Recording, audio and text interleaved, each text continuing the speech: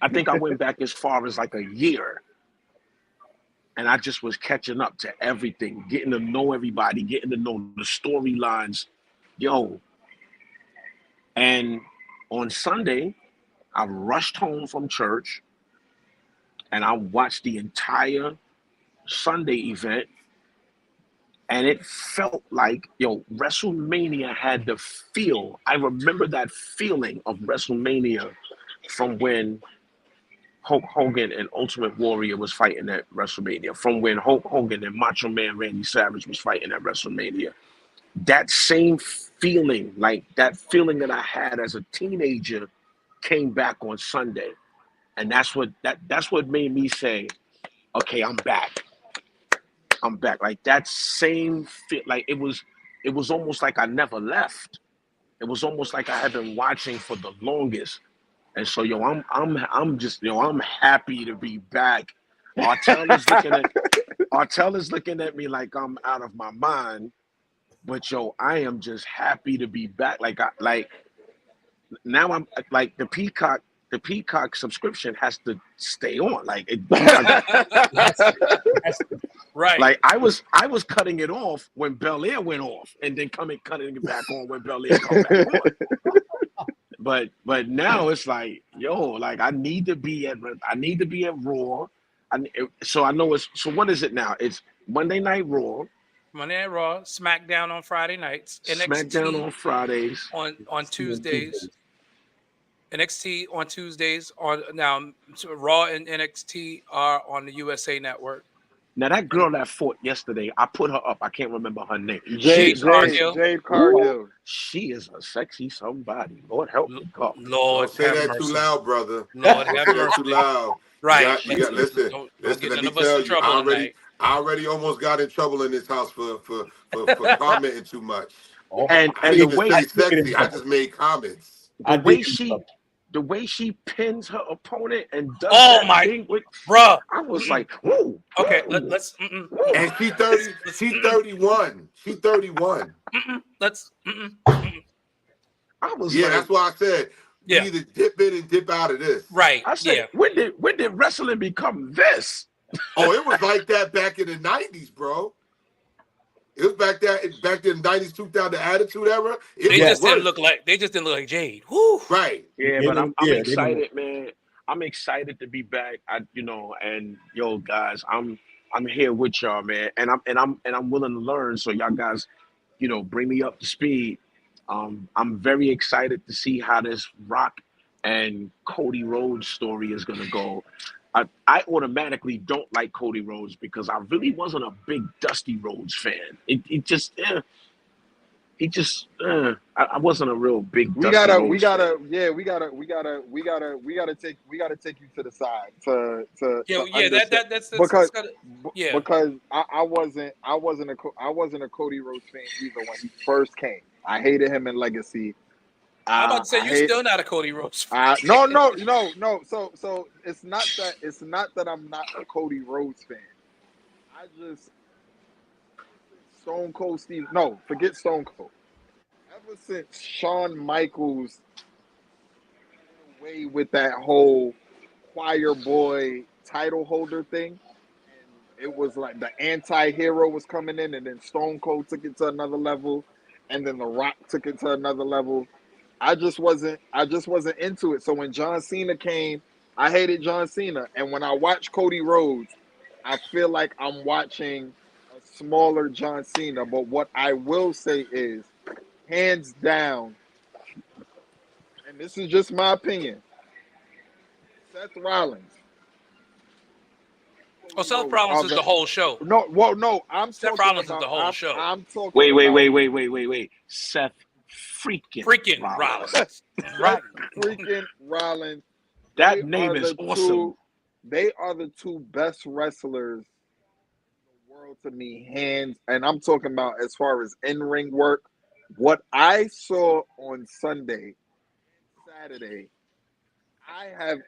last time I was this captivated was like last year. And I was only captivated because I swore Roman was going to lose. It was when, Dwayne, remember when we thought Roman was going to beat Brock that year? Yep. And Brock ended like that's how like last year had me feeling like that. So my thing was, all right, with the Rock involved, I wonder how they gonna twist this story. See, I kept waiting for the Rock swerve. I really, I yeah, fully I was just expected it. about to say we were all waiting for either the Seth turn or the Rock turn, right. and we got swerved on both. We We didn't got get swerved either on both, one. but we That's got what I love complete about this cinema. story, man. We really thought Seth. Listen, half the people thought Seth was turning, and the other half thought Rock was turning. Rock was turning. And neither one of them happened. Coming out of Mania, we didn't get either one. Didn't get So either one, well, I and know they we're gonna still get deeper completed the into that, story. but Yeah, I know we're gonna get deeper into that. But I just wanted to say, I love the fact that I got swerved. I yeah, love that. I I yeah. can't wait. love that I got swerved, and both neither one of the turns happened. The other one is I see Juan Garcia Yeah. is that everybody wanted Stone Cold to come out, and it was Taker. That I love that. Did That you was hear the pop? Can, Did you hear the pop but for but that dog? the writing on that, with that whole sequence, the writing was so brilliant. And you know what? As much as we love Stone Cold, when you think about it, it didn't in the fit. panthos, right? In the panthos of wrestling, Taker made sense because Rock Yes. is now referring to himself as the final boss, but Taker has always been the real final boss. Let's look at his Mania record. He was Yeah, he was exactly. undefeated for 20 years at Right. Mania. Taker is the real final boss. So you had to have him choke slam the Rock. The That's streak right. the You streak was have the to only have him. reason why many people tuned into WrestleMania. Yes.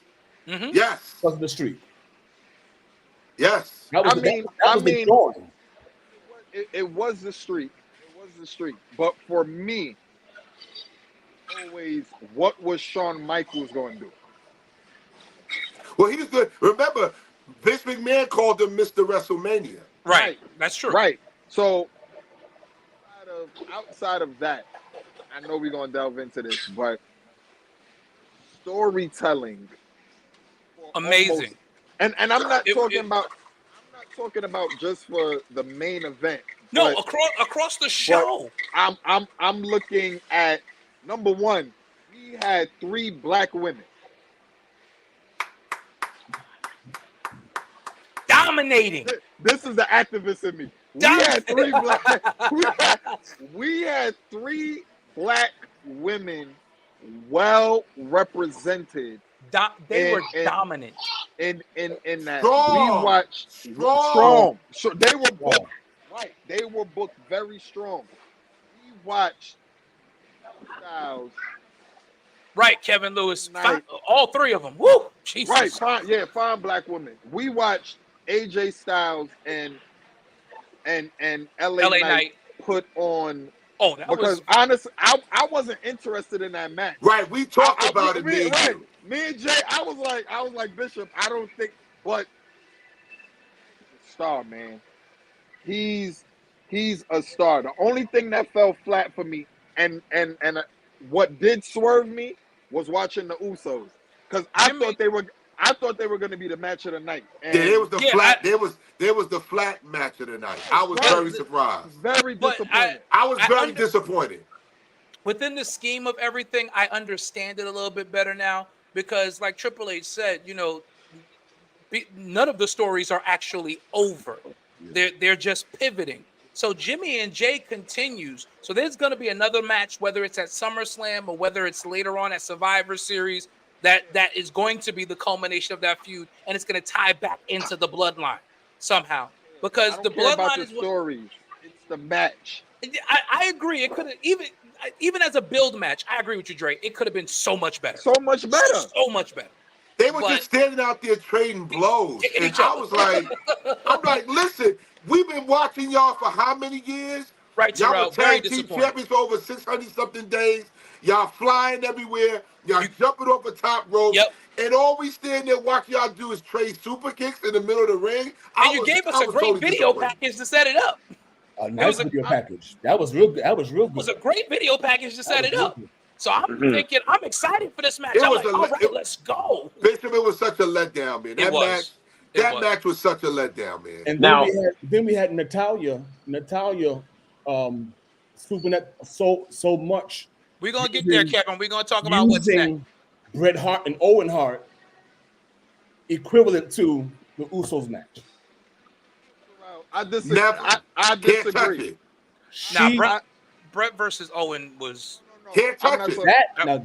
That was a cinema. classic match. Can't touch that match. That was a real rivalry. That was a real rivalry. We're talking about two of the greatest technical wrestlers yes. to ever. Owen Hart was Underrated. Yes. Yes. Very much. He might have been better than Bret if he had had a longer career. If he had lived to have the He was career on that his he way. deserved. okay. But- I'm not going no, that far. No, I'm saying No, in he ring. was he was I'm right not on his talking way about though. but No, Dre. I'm not talking about character. I'm talking No, about I'm not talking about character as either. in But if ring you work, ask Bret, I don't know. Bret said that Owen was the best wrestler in the family. He Bret was said on his- that. Brett is He was on his supposed to say that because Owen has gone on to be with Jesus. He Right. gotta say that. Right. By You gotta default. say that. Right. 'Cause- To keep his memory alive, he gotta say that. Because I can't. I just think Bret, it's not fair. Now I'm not that far removed, but I know Bret Hart. Yeah, Bret was the greatest. The excellence of execution. Nah, Absolutely. Bret Hart. Listen, was in the truth. 90s, He got too many masterpieces. He Yeah. has two, like Bishop, like Yeah, me Earl, and he Bishop said was Owen talking went to about. be with Jesus. Bret Hart has too many signature matches, as Bishop called it. He has two. He's got a catalog. Right. The only person he could go to verses with is Sean. Listen, I'm gonna tell you who I the disagree. most technical wrestlers was at that time in the '90s. It was Bret, it was Shawn, it was Owen, and it was Kurt Hennig. Those four right there. Perfect. Those four in the ring. Did you see those classic Bret Hart, Kurt Hennig? Those three matches they had. If you have not gone back to watch those matches, go back to the King of the Ring, Bret Hart, Kurt Hennig, and you watch the poetry of that match. Oh, absolutely. Crazy. Absolutely. You can even go before that. You can go to Yes. prime main event, prime time. Yes. Classic. Classic. Now, to me, best one was when he fought British Bulldog at SummerSlam. Was that SummerSlam '92? 92. SummerSlam, Yep. In Wembley Stadium. Wembley. And I feel like we get a Seth rivalry this time because the fans would be so much more invested. I think they can rival something like that. But remember, I was telling you the other day that I think Seth is like the best in the company right now, man. Wrestling wise. Yes, wrestling wise. Wrestling wise, absolutely. He's the best in the company, man. I mean, that match with Drew, he made Drew look so good Sunday. No. Okay, first of all, let's not. Drew McIntyre. Well, yeah, we've got to talk about that. It's probably we got to talk about it. It's probably the best man can work in the ring right now. Yes, I agree. I watch Drew McIntyre and I'm like, yo, bro, there's no way. But I think what Triple H is encouraging, and this is what we saw for those of us that were NXT TakeOver fans, we saw the storytelling that NXT wrestlers did. Right. That a lot of the main roster wasn't doing. Unless you was part of the main event or whatever. But we literally watch stories unfold. But remember who was running NXT? Right, Triple H. Triple H and Sean. Triple H was running NXT. What's up, Nick? Good to see you, bro. My question for y'all is though, I saw that Damian Priest cash-in coming. Oh yeah, definitely. I saw it. When that was wild. When that fool got in the Punk's face, I'm like, this not gonna end well. I'm still laughing. I'm still laughing. I knew. Yo. I knew it was going to happen the moment Drew McIntyre got on top of the table and got in CM Punk's space. Mm-hmm. I knew it at that moment. This is not going to end well. Yo, Punk, give Punk credit. He gave the man an out. He tried to give the man an out, and the man would not take the out. He chopped him. He gave him the crotch shot in the face, and that was it. That was it. And and Pat McAfee was adding fuel to the fire. He was. Pat McAfee is an instigator. I love it. Yo, Pat McAfee was like, hey, he clocked you in the face, bro. Yo, Pat McAfee is on his way to being this generation's Jerry Lawler. He is on his way. He is on his way to being this generation's Jerry Lawler. I think he needs to lay out sometimes. Yeah, a little bit. I think he's a little over the top, but I can take him. He has to find his groove. He has to. It's still new to him, so he has to find his groove. But that cash in was hilarious. And can we shout out the fact Triple H, the Paul Levesque era, starts off with his first WrestleMania completely in charge, and he put belts on 3 Latin performers.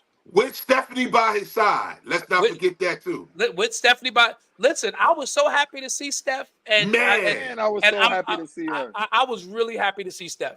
Are they still married? Yeah, they're very much in love. She stepped away from the company once the stuff started coming out with her father, not because of anything that she did. Right. She stepped away right before the crap hit the fan because of the embarrassment. Her last name is McMahon. And it's like, yo, your father did all of this dumbness, and it's like you're synonymous. Your name is synonymous with the company. But I like what he said in his press conference Saturday night. He was happy that she came and she just got nothing but love all weekend long. Everybody was like, yo, you're home. You belong here. And he was like, I hope she felt it, because he probably never wanted her to step away either. I mean, but he understood. He understood. Absolutely. But like you said, you want your y'all. They've been a team forever. Yeah. I mean, that was. I know he was emotional at the press conference. He had to reel that thing in because he was feeling it. But can we give? Definitely one. He does. Pat McAfee is really good with Michael Cole. I agree. Can we give Paul Levesque for our first altar call during Holy Convocation by bringing Bishop Butler back? Yes. Al was up. First of all, I was in here cracking up because this nigga Al was really sitting there posting a picture. I said, "Oh, he really trying to prove." I thought you was talking Earl, we're gonna talk about Samantha too. Talking about Thunderbolt with that up there. Oh, that was Bishop. Thunderbolt took us to church on Friday night. Yo, I seen that. Again, I'm a wrestling fan. I just like I said earlier in the show, I was traumatized, y'all, by Hulk Hogan losing. Like I was like, I was trying. Right, he was the immortal. I understand. He hulked up in that fight. Like he never lost after a hulk up. Hulk Hogan never lost after a hulk up. That was the passing of the torch to Warrior, and Warrior couldn't handle it. And Hogan didn't agree with it, of course. No. Of course he didn't agree with it. He told Vince, "I think you're making a mistake." He didn't agree with it because he knew Warrior wasn't ready. It wasn't like I didn't want to do it. I just felt like right now is not the time to do it. And he ended up proving Hulk right. Mm-hmm. Did y'all see the Warriors documentary? Yeah, which one? There was the one after he passed. The second, the one. Yeah. The first one they did him dirty. Yeah. The Destruction of the Ultimate Warrior. Yeah. That's the one I thought you was talking about. I saw the most recent one. I saw the most recent one where Hulk Hogan had good things to say. Yeah. There was a lot of bad blood with Warrior back in the day. With a lot of people. Hard to deal with in that locker room. He was hard to deal with in the locker room. He had a drug problem. There was just a lot going on with him. Don't forget, and he held up Vince for money at a pay-per-view. Yes. Yep. And then Vince had him come out, swerved him, and then fired him. Yep. Yo, Vince was cold. How about this, guys? How about this? How about the two big women matches this weekend, the title matches. The world title match and the women's title match. What did y'all think about Bailey and Io? And what did you think about Rhea and Becky? And Becky? Let's discuss that. Rhea and Becky. If you watch it just from a technical aspect, it was a really good match. I think it was hurt by being the first match of Saturday night and the fact that it was cold out there at that time. And she was sick. And we're talking. Becky went through that match with strep throat and 102 fever. So listen, Rhea said she had a whole panic attack before the match. I believe it. But they went out there and they performed. They put on a good match. And it was good. Following. Were we watching the same match? Oh boy. Okay, Dre. What did you dislike about the match, Dre? The entrances. Just the entrances and the introductions. That was my favorite part. Once I felt like it was an opportunity for pay-per-view to start. Like night one, what to me was it lackluster. It was a slow build. It was a slow build. Yeah. But you know why? It was freezing out there, bro. Right. It was cold, man. We're talking about 50 degrees at first bell. So, and it dropped down like 48, 47 degrees. I don't know why they go to Philly. I don't know why they go into Philly in March in April anyway. Have you ever attended a football game at the Link? Those swirling winds is no joke in there, man. Because I'm gonna say, have you ever attended a football game at MetLife? MetLife and the Link are built similarly. Now MetLife, if you get wind in those things, they become wind tunnels. It's cold. And they was lying. They were saying that the rim. They were saying that the ring was heated. Cody was like, "Nah, that ring wasn't heated. It was freezing out there." It was cold. I watched him. I watched him on what was that? The Good Morning America show or something like that. Yeah. And he was like, "That ring was not heated. It was freezing out there that first night." But you know what? If you kept looking up, the Shield had heaters up there. But I'm like, why would they be up there? And it's so far up, they're not feeling that. But I agree with you. Heat rises. So the heat ain't coming down. The heat gonna stay up there and go up here. And that's why Cody said what he said. They didn't feel no heat out there. WrestleMania should never not be in a dome. Right. I agree with that. Unless you want to change it. Unless you're like in California. Right. Unless you're like in California. Or Arizona. Yeah, Arizona. But the thing is that most dome stadiums don't have that capacity. The capacity that Liberty Field got is crazy. They was like 70-something thousand each night. Do SummerSlam there. Do right. In the like. When you know it's gonna be warm in the Northeast. That's when you do something in the Northeast. But listen, the way they printed money this weekend, you know they don't care because it's like we made money regardless. Yep, and now they're like, hey, they came out for this. We'll put it in Alaska next year. Go to a warm climate. Go to a warm climate. Go to London. Take it to London. I'm mad because Robin Hood had WWE at a very low cost for stocks when the pandemic started. Mm-hmm. Yeah, because there were no fans. Because there were no fans, and so everybody thought that like. And I sold mine off. I sold mine off. Robin Hood had when the pandemic. You're kicking yourself right now, aren't you, Bishop? Yeah, I had my Acorn account. I had five stocks. Oh man, unbelievable! I ain't jump on that. That's crazy.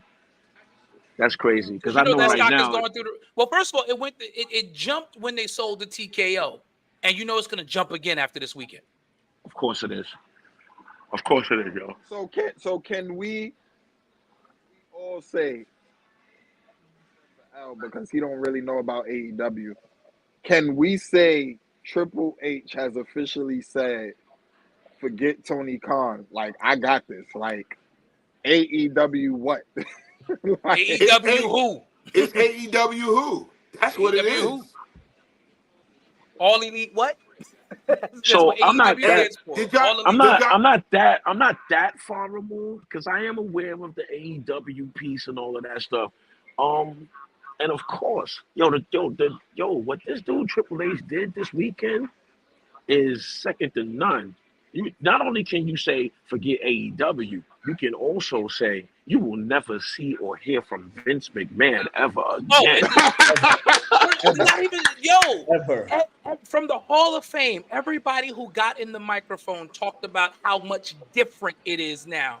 Everybody. The competition, the competition backstage is over. Everybody is working with and for each other. That Triple H has created this environment that has everybody wanting to put on the best possible show, and it's friendly, healthy competition now. And they're just trying to be great. Notice the wording that they use. They rarely use sports entertainment. Oh, sports entertainment is out the window. We're back It's been back to professional wrestling. It's pro wrestling again, as it should The have Rock always is been. getting up and saying pro wrestling is cool. Again. He didn't say sports entertainment is cool.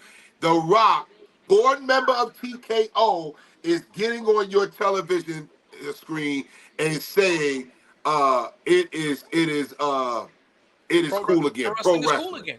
Wait, let me tell you something. Can we give The Rock his props though? Yo, I love Heel Rock. Yes, Kevin. Paul, we're gonna talk about Paulie's speech from Friday night. We got to talk about Paulie's speech. But yo, Heel Rock is. He's always been that. Heel Rock has always been better than Good Guy Rock. Yep.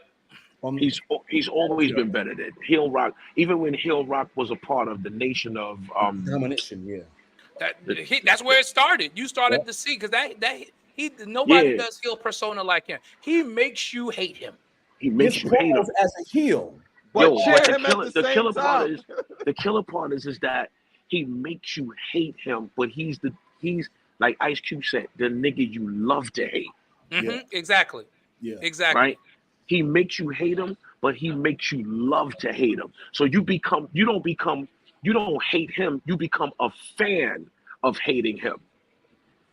You become a fan of That's a word. That's a word. And the way he played that crowd last night, watching it initially, I'm like, oh man, this Philly crowd is wild. They hijacking it. But the more I watched, I was like, wait, Rock is doing this. He's doing Rock it. is controlling this whole situation right now. Doing it. He had the crowd in the palm of his hand. In the palm. Even yesterday when he came out and spoke to Cody. Even in that instance, it was like, first of all, the crowd is torn. Yep. When it comes to Rock. Yeah, because they want to love him and they want to hate him at the same time. Yeah. Because you heard the Rocky chants and then the boos right after it. Yeah. You know what I think it is too? I think it's like Pavlov's dogs. When you hear the music, you automatically want to cheer. You're programmed to cheer. But once he steps through those ropes, it's like, all right, show's over. I can't stand you. I hate your guts. Yeah, okay, but the interest is over. I can't stand you. But even that is not really true, because when he starts doing his thing in the ring, when he's got that mic and he hits you with that, finally, The Rock has returned, and the whole. But he hasn't been doing that, y'all. He did it. He's been coming out. He hasn't been hitting them with the finally. He's just been coming out, standing there, give you some straight gospel. and let me give you some gospel. Let me give you some gospel. He hasn't even been hitting that line. He hasn't been hitting that line. Finally, The Rock. It's been very calculated where he uses it. He doesn't. Yeah, it's very calculated where he uses that. Yes. Mm-hmm. I agree with what Juan said, but what I do want to point out is we give Rhodes flowers for really making the crowd turn on Roman. Let's not forget. Hey, Keish. No, hey, bye, Keish. Block her. Yo, Dre and Keish been going at it all weekend long. Keish and Dre been going at it all weekend long. What is going on? They been going at it all weekend long. Roman used to get cheered. Cody came along. I don't know what happened, but this man started getting the Miz and Dominic Mysterio type of boos. Boo! Every time he lifted the mic up. Yo. That was Dominic Mysterio heat last night. Right. Yeah. Every time he would do this, and yo, Philly wasn't Now see, I think last night we had more native Philadelphians in that arena. Oh yeah. It was Philly. WrestleMania, you had more international people from out of town. Yeah. Raw was Philly. That was Philly. Everybody went home yesterday morning. Yes. Raw was Everybody Philly. went home yesterday morning, but they went home after official day, but they didn't want to stay for the last night. No. But last night, Monday night, that was all Philly. And maybe a little bit of Jersey. Maybe a little bit of Jersey. In Jersey. Oh, definitely South Jersey. I consider South Jersey is Philly. I don't consider South Jersey South Jersey. Is Philly. Anything past exit Philly. Anything past exit 4 is Philly. It's Philly. That's Philadelphia. That's Davey writing them. Right. Yeah, he in Philly. All right. Tread lightly. So you live in Philly. You live in Philly, Dre. Dre, you're in Philly now. I live in South Jersey. I'm in Philly. Burlington. No, there is no South Jersey. Do you live past Camden? Yes, he lives past Camden. No, I don't live past Camden. Camden is literally 10 minutes from the Betsy Ross is right there. That's why I'm saying that. No, I'm by the Bristol. I'm by the Bristol Bridge. Okay, that's still Philly. That's Philly, son. It's Bristol. That's Philly. That's Philly, bro. Like, you in Philly. Bristol. Trust me, you in Philly. Bristol. Fly, Eagles, fly. Wait. I'm gonna fix this. I'm gonna fix this for him right now. When you go to the mall, do you see more Jersey plates or Philly plates? You see more Pennsylvania plates when you go to the mall. Not true, bro. If you go in the sporting store, it's all Phillies and Eagles. It's all stuff. Philly. It's all Philly. It's all Philly and you in Philly. And Eagles. That's all you see. It's all Philly. You live in Philly. I'm not gonna lie. I was just at Dick's because I gotta get one for work on Friday. Yes, Keisha, he's in Philly. I'm not in Philly. I'm in Burlington. I'm in. You my can't license, find a New York jersey down there. You can't. I gotta go to North Jersey. Oh, I gotta go to Freehold. That's it. Freehold. Central New Jersey. Yes. Right. Central. Yes. You gotta go to Central Jersey. Exactly. Yes. You in Philly, brother. When you 10 minutes away from Renzetti, you're in Philly. You're in Philly. No, Renzetti's is actually 35 minutes away from me. Philly. That didn't make it better. Philly. that didn't make it better. That's why we're not letting you off the hook, man. That was last night was all Philly people in there, and you can tell because they was just like they was acting like they was at a Sixers game last night. They was gonna hijack that show, man. They were trying to, but I love how Rock got them back on track. Like, I mean, that's just the greatness of the Rock. One, I've been wanting to go there. The GOAT of the weekend was Samantha Irvin. And she looked good too. Ricochet is a lucky man. Hands down. Hands down. Ricochet is a lucky man. She's the all I'm only gonna say person. is, Listen, these women in wrestling have come a long way from China. They've come a long way from China, brother. A long way. All I'm gonna say is they put some very nice pics up these last few weeks of Samantha Irvin. In some very nice outfits, some very interesting outfits. Don't go on Twitter and follow Samantha Irvin. Come out of that. I'm just saying. Yeah. Come out of Go on that. Twitter and follow Samantha Irvin. Don't go too far. X, right? Yeah. Let me bring that in. Just don't. Samantha has to be, in my opinion, the closest announcer next to Howard Finkel. Yeah. When Michael Buffer shouts you out as being the greatest of this generation, you know that's serious. Because Michael Buffer is the GOAT. We used to love Lillian Garcia. Oh, yeah, we don't even think about Lillian no more. No more. We don't even care about Lillian. I forgot about her. Lillian who? Right, Lillian who? But remember, we used to say how good she was. We loved Lillian. But Samantha Irvin has just taken this game to the next level. Did you hear that call she made for Cody? She got the oil for it. She got choked up. She got the oil for it. It's in the throat. No. What? Don't do it. Don't do it. She got it. It's right here. Nope. It's right there. She got it. Nope. She got the Hassan. No, it's in the throat. No, Hassan. No. Y'all know what I'm talking about. Y'all know what I mean. Do we? Y'all know what I mean. Do we? It's in there. Listen, it comes out. We cannot. Our show cannot get away from controversial takes. Like we just gonna go off the rails. We just don't care.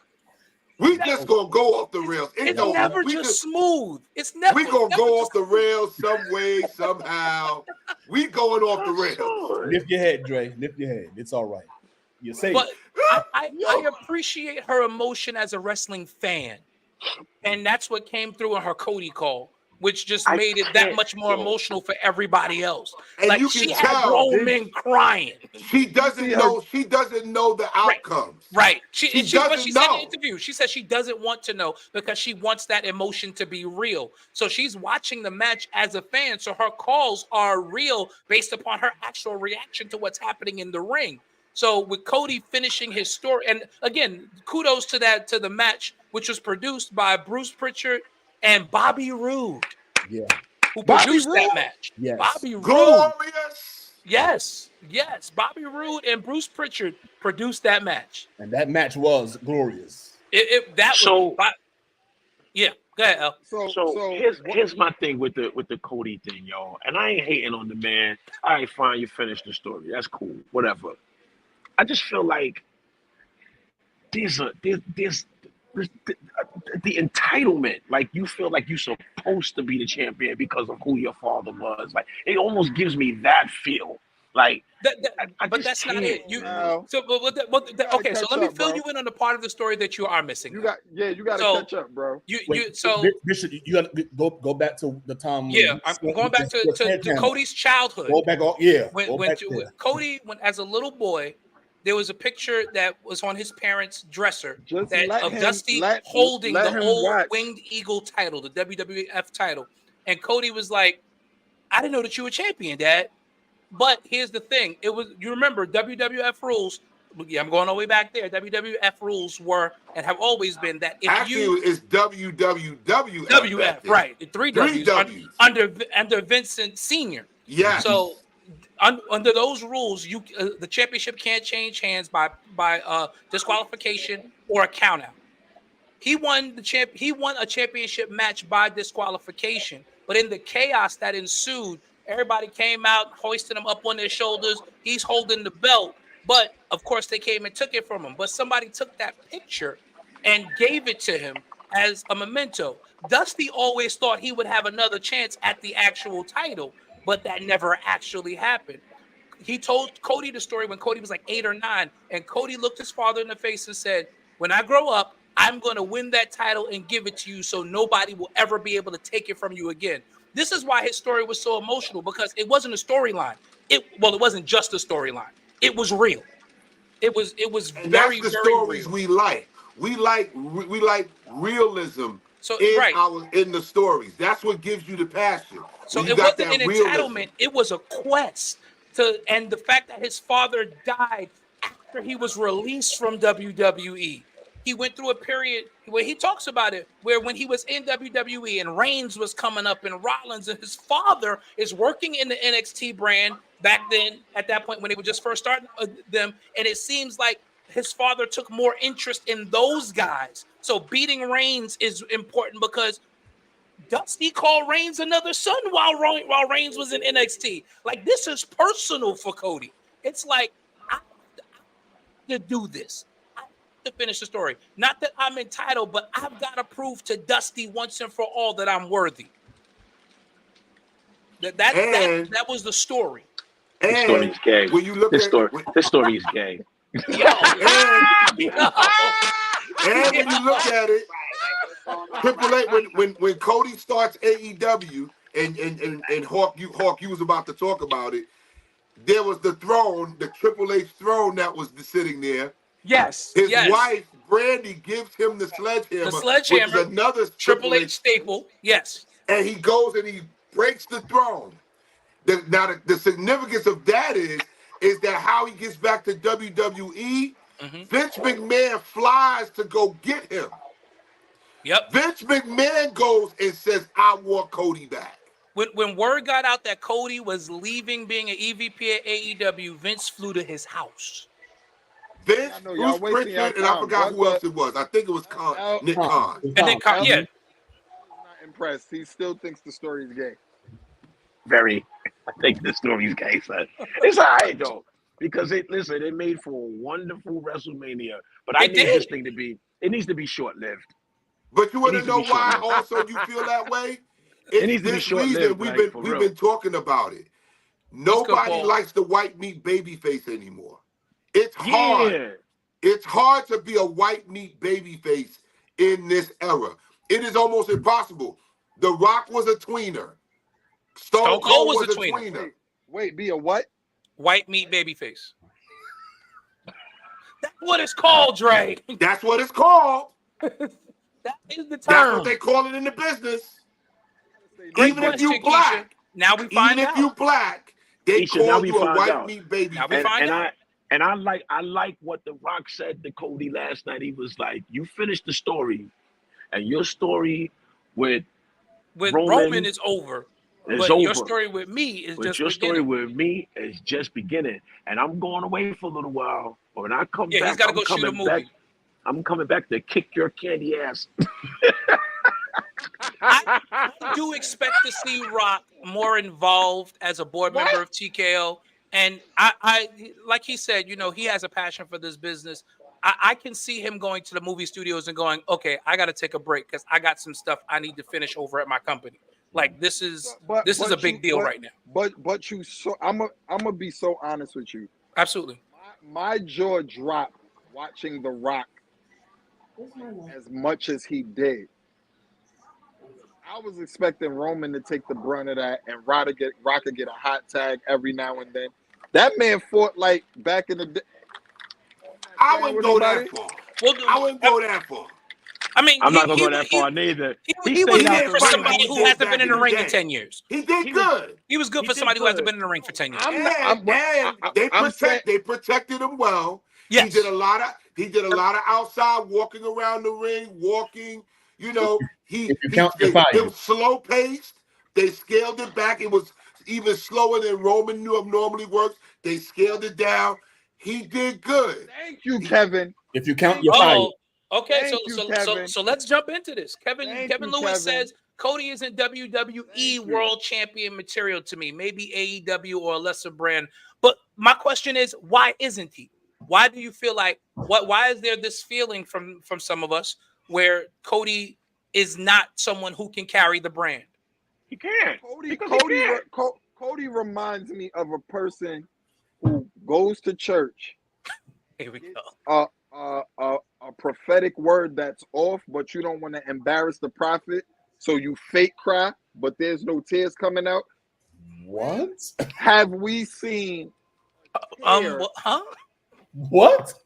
I'm the only one that did that. Interesting. Right. That's interesting. Yeah, right? What? I'm the only one that did that. All right. Yeah, you're the only one. No. Can I You're not the only one. You're not the only one. Listen, let me say this. I'm not really a Cody fan like that. I'm not I like him. Yeah. I like him, but I don't hate him. I don't dislike him. But what I want to say is this: is that you got to have the right push.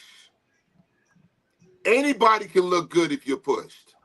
Anybody. And I'm going to go back 10 years, 15 years ago. Daniel Bryan? No. To Roman Reigns. I see we're going. Roman Reigns. Roman was forced down our throats by Vince. I know you don't want to hear this, Dre. It's the truth. Faster. People did not think he was championship material. That's true. That is true.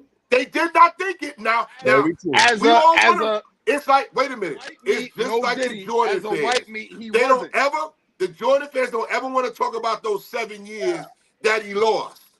All they want to talk about is the 6 championships. He ain't never lost, according to these Jordan fans. He ain't never had no controversy. All they want to focus on is the run. But let's not forget, Jordan couldn't get out the second round. Jordan wasn't the top team in his own division. They were like the third, fourth place team in that Central Division. But all we want to the talk Pistons about were better. The Pistons were exactly, and that's the same thing with Roman. All we want to talk about is this last run. But Roman was getting booed out the building, and he was almost out of wrestling. But here's the thing. Here's the thing. Number one. Am I wrong?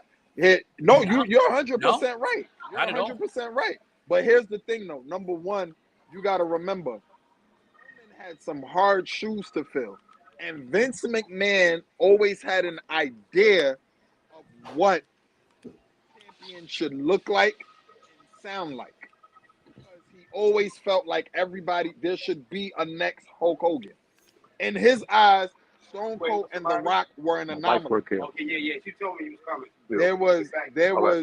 There was nobody supposed to. So Roman was just like, yo, you know what? I need to change up the formula. And they say it in the documentary. Okay. He hated doing what. And you even seen it was a scene where he was talking with Paul Heyman. Paul Heyman was like, don't worry about it. You're gonna find it. You're gonna find it. The reason why this is the best work is, let's be honest, nobody was interested in Drew McIntyre as a champion. God rest his soul, but nobody was interested in Bray Wyatt being a champion. I think they dropped the ball with Bray Wyatt, because I think Bray Wyatt should have gotten way more over than they did. And guess what? If it was Triple H's WWE, Bray Wyatt would have been a way better champion. Bray might still be alive. Right, he still might be alive. But unfortunately, that's not it. So now you have Roman, who's like, and let's not front. Roman elevated a lot of these niggas. True. Kevin Owens was getting stale. But thanks to who though? But thanks to who? Roman, the only reason why he elevated these other wrestlers is due to Paul Heyman. And everybody loses that. Roman could not cut a promo at all. He still can't. He's decent. He's not great. He's decent. His promos in the beginning. Now be real. He's decent. He's not great. His promos in the beginning sucked. He's decent now. He's not great. Y'all are those Christians that keep talking about the prodigal son shouldn't have came back and gotten. No, I don't like y'all. No, you didn't hear what I said. This is the fact. I said that even right now, he's basic on the mic. Roman is basic. That's a lie. No, Dre. No, Dre. I saw it. He's basic. I saw it the other day when I was when I was playing catch up today. And I was watching when The Rock I think he accepted the challenge, or no. They did the counter challenge where he said him and Roman would fight Cody and Seth. You needed Rock in the ring for that. You needed him in the ring with the mic for that, because your man he doesn't have stage presence. Roman became That's what I'm saying. Yo, it's almost you know what it's like? You know what it's like? I'm leaving. Wait. I'm leaving. You know what No, Dre. Don't leave. You gotta listen. You know what it's like, Dre? This having an attack right now. Dre, you know what it's like, Dre? And you know, I'm getting ready to say something, but he's definitely better than he was prior, Juan. I agree with that. Beyond the truth. You know what it's like? Hold on, Jay. Great. Hold on, Jay. Right. He's not here great. It is. Said that. I never said he was great. But what we're not going to do is we're not going to discredit this man like he did not put on intriguing TV since August 2020. Stop it. Thanks to who? Stop it. All I'm saying is this. Hold on. Al, you're a rapper. That leads right to what I'm getting ready to say. Have you not ghostwritten for people? I have, yes. Okay, so in ghostwriting for people, dope as the bars may be, does the artist still not have to go out and execute? Yes. I'll rest my case. So here's what I was getting ready to say. That's my case. Because how many people they tried to make Roman and they failed. They didn't try to make anybody Roman. That's the problem. That's a lie. Here's what I'm getting ready to say, Dre. Here's what I'm getting ready to say, Dre. Watching Roman Reigns, as good as he is, he's very, very good. But watching Roman Reigns, when he gets that mic, is almost like watching Rakim on the stage. Bar for bar, he's the best ever. But he has a boring show. That's a lie. That's a lie. That's a lie. I need you to go and download A&E and go look at the Roman documentary.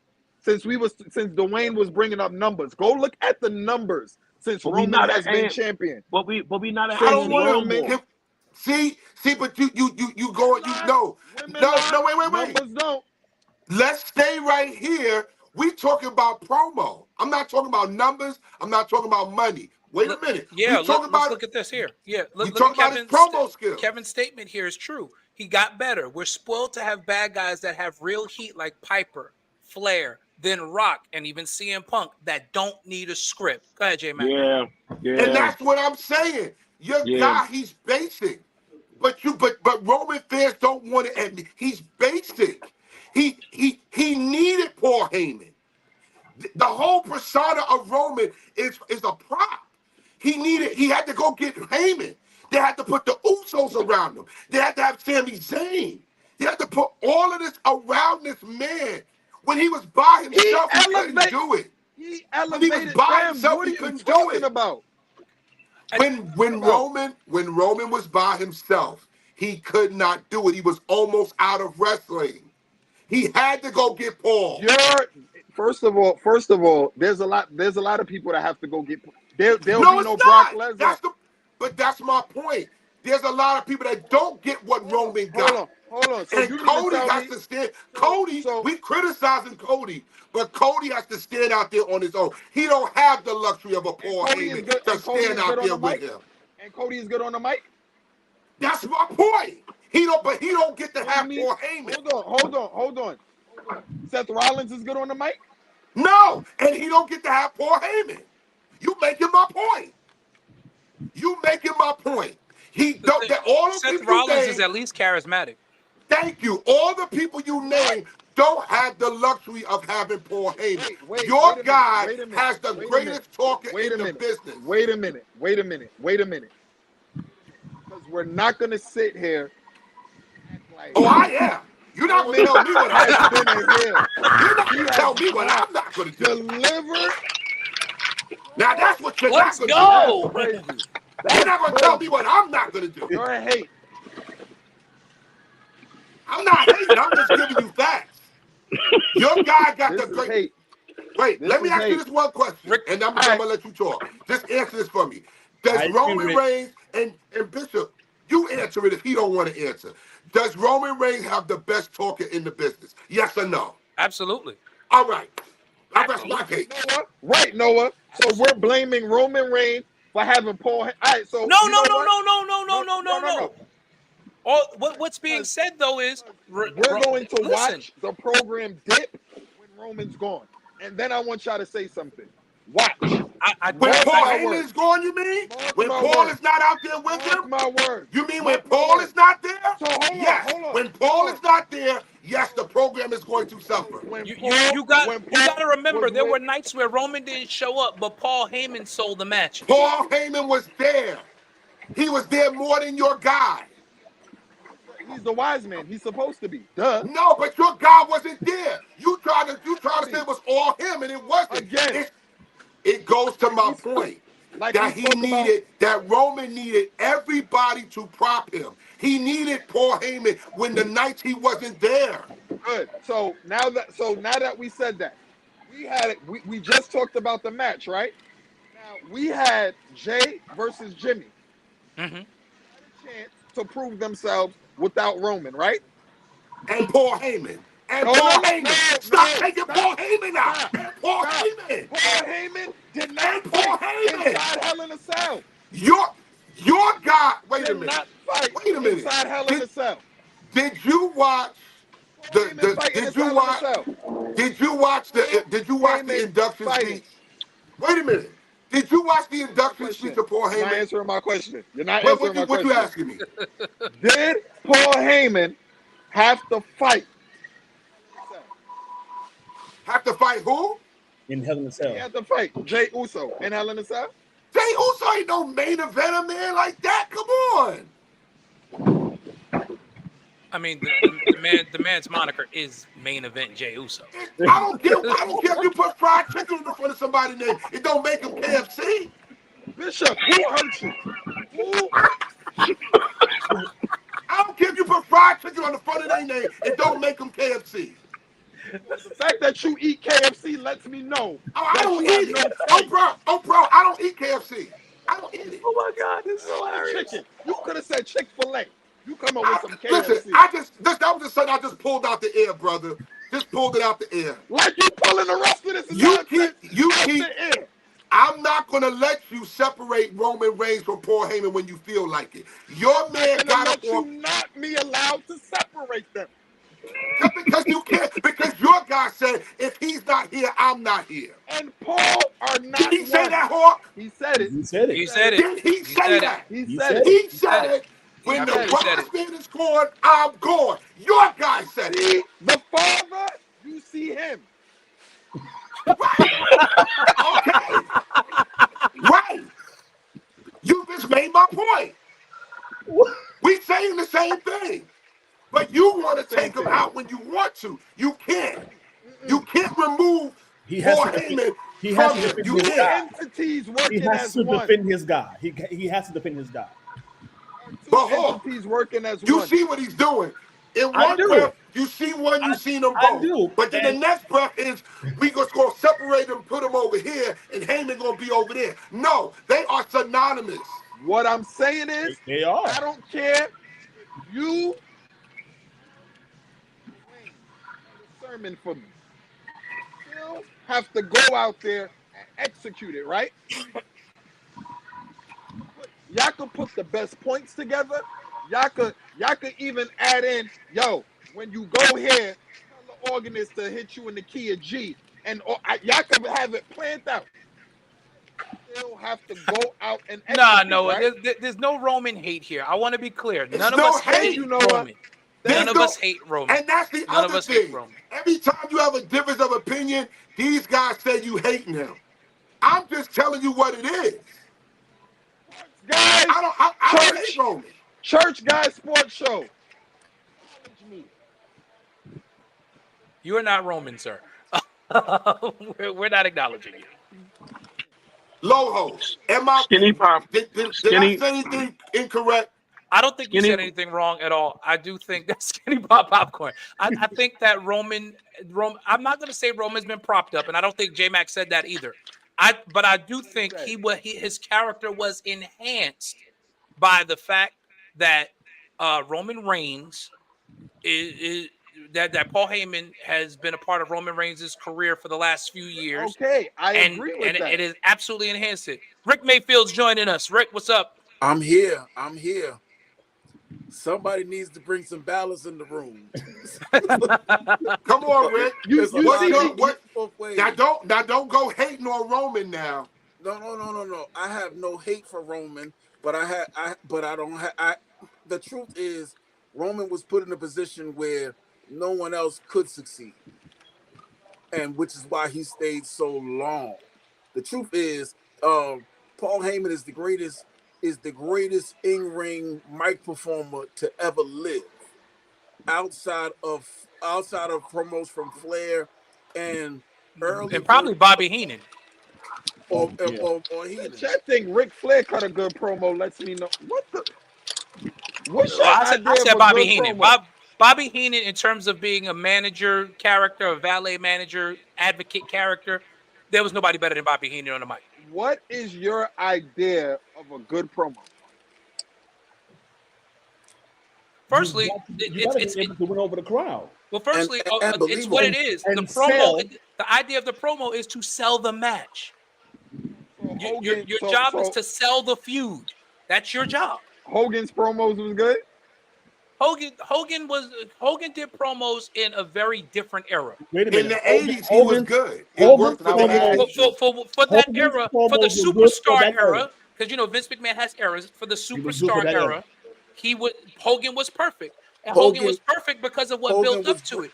You had The the white meat babyface in Backlund, who was built up as this all-American hero, who was beat by the Iranian, the Iron Sheik, in the middle of the Cold War. So remember, at that time, wrestling is being marketed to middle American white people who hated the arms race, and Russia and Iran were automatically enemies. So Backlund losing to the Iranian made whoever was going to be the next white meat babyface, Hogan, was going to be over the top. So you didn't have to be great on the mic. You just had to wave the American flag, have the look, and Vince was brilliant in that moment during the superstar era.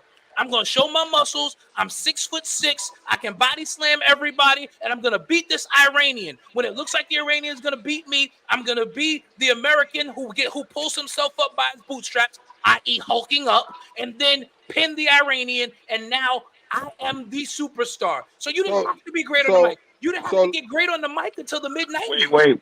Wait. So Not to mention, it was done at Madison Square Garden. Right, that too. Let me ask you this. Yes, L, exactly. So let me ask you this, because the part that y'all are missing is had all that negative stuff to say about Roman, right? Who in the Shield? But why is it negative? Hold on. Thank you. Who in the It's Shield? a critique. Why is it Who- negative? Wait, in let the me hear Shield? this question. Who in the Shield is the biggest pops? Dean Ambrose. Seth You know Rollins. what? Seth Can- Rollins ooh, ooh. He might himself. be right. Dean He Ambrose. is right. That Dean Dean Ambrose. Ambrose was a Let me respond to that. Dean Ambrose, hands You down. are right. Roman got the biggest reaction. I'm not even gonna call it whether positive or negative. Roman got the biggest reaction. But when it came time to break up that faction, who did Triple H go to carry the ball? Seth Rollins. I'm getting to my part B of the question. Why did he turn on Roman? Why did he turn on Roman?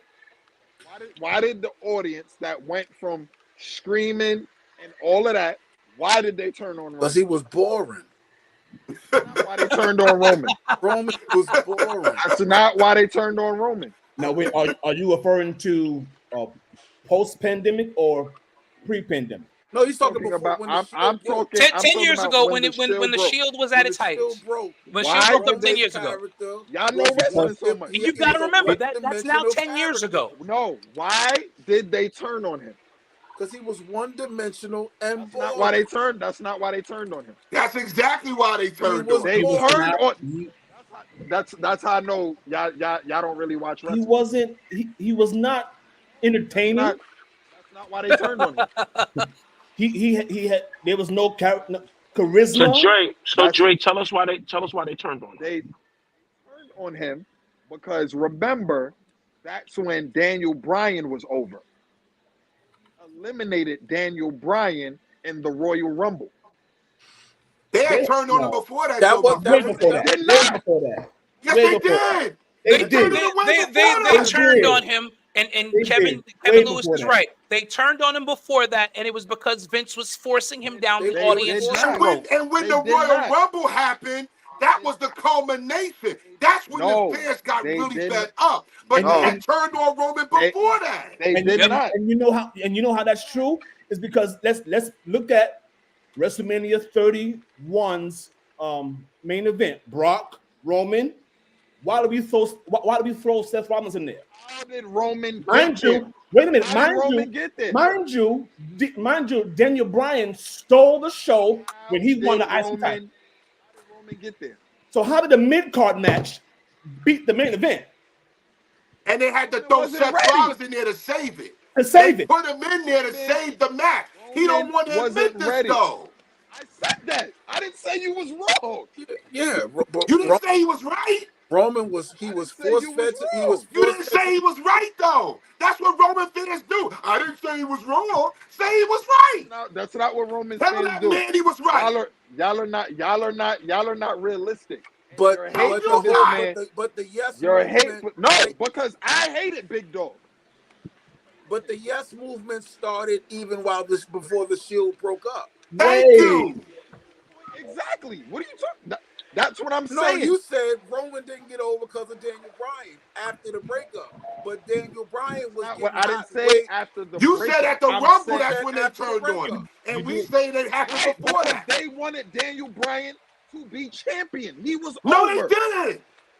They didn't want him to be champion. That's the whole story. I'm They didn't talking want him. Thought he was too small. They thought he was too little. They thought he was everything. He didn't fit. They didn't want him to be champion. Right. talking about- Vince wanted Roman to be the champion. The I'm people not- wanted Daniel Bryan. Are we That's who I'm forgetting talking this? about. That's who I'm talking about. I'm They not wanted talking about Vince. Batista. I'm not talking about Vince. I'm talking about the audience. I'm not talking about Vince. We know Vince wanted Roman to be champion. But I'm talking about why the audience. But you said after and if my hearing is correct, you said after the Shield broke up, why did the audience turn on Roman? But Not when Roman got his singles push. That's what I'm talking about. But the whole Yes movement started before the Shield broke up. Talking about the starting of the Yes movement. That's not what I'm talking about. But that's the whole Daniel Bryan piece. I need you to fix your hearing. What I'm saying is that turned on him because the audience wanted Daniel Bryan. No, Not they get turned his him because he single. was boring. He was boring, dude. He was boring. Okay. He was whack. Why can't you admit your man? He not whack now, but he was For those of whack. us, You said he was whack. for those of You us, said you didn't like Big Dog. You said that. for those of us that know the truth, it sets us free. It sets us free. Never said that Big Dog was it. He wasn't. But I'm going to use what you used against me a couple minutes ago. You said it's up to the person if a ghostwriter writes for them to execute. Isn't that what you said? So why didn't your man Roman, the big dog, execute being the big dog? Why? Why did he execute? Succotash? Who's gonna make that promo work? Well, guess what? Before he said that, he had a chance to make that character work. No, he didn't. That wasn't him. Lodo, did the man have 10 Cena, years to make the ghostwriter work? Did he have 10 years to do it? He did. I'm using what he said. Now, I'm not changing it. I'm going exactly with what he said. He said if you ghostwrite, you got to go out and execute. Well, they said, here, you're the big dog. Go execute. I never said he executed. Well, can I say something? Can I say something, guys? We can't see you, so I don't know. Can you? The shift in audience sentiment towards Roman Reigns, a prominent WWE superstar, can be attributed to several factors because he wasn't watching for years. Several factors that emerged over the years. Initially pushed as a heroic character, a babyface in wrestling parlance, Reigns encountered resistance from a segment of WWE's fan base for reasons including perceived over-promotion, booking decisions, character development, and fan preferences. Again, all thanks to Paul Heyman. That's it. And that's all I'm saying. And there's nothing wrong with that. Paul. That's all I'm saying. And we're Roman not saying, is good, but don't eliminate Paul. You can't Roman, eliminate in a nutshell. Roman took advantage of it the way Brock Lesnar took advantage of it. Exactly. In a nutshell. He's supposed to. And the way that CM Punk took advantage of it. In a nutshell, Dre, he was boring. He was boring. I never said he wasn't. I never said he wasn't.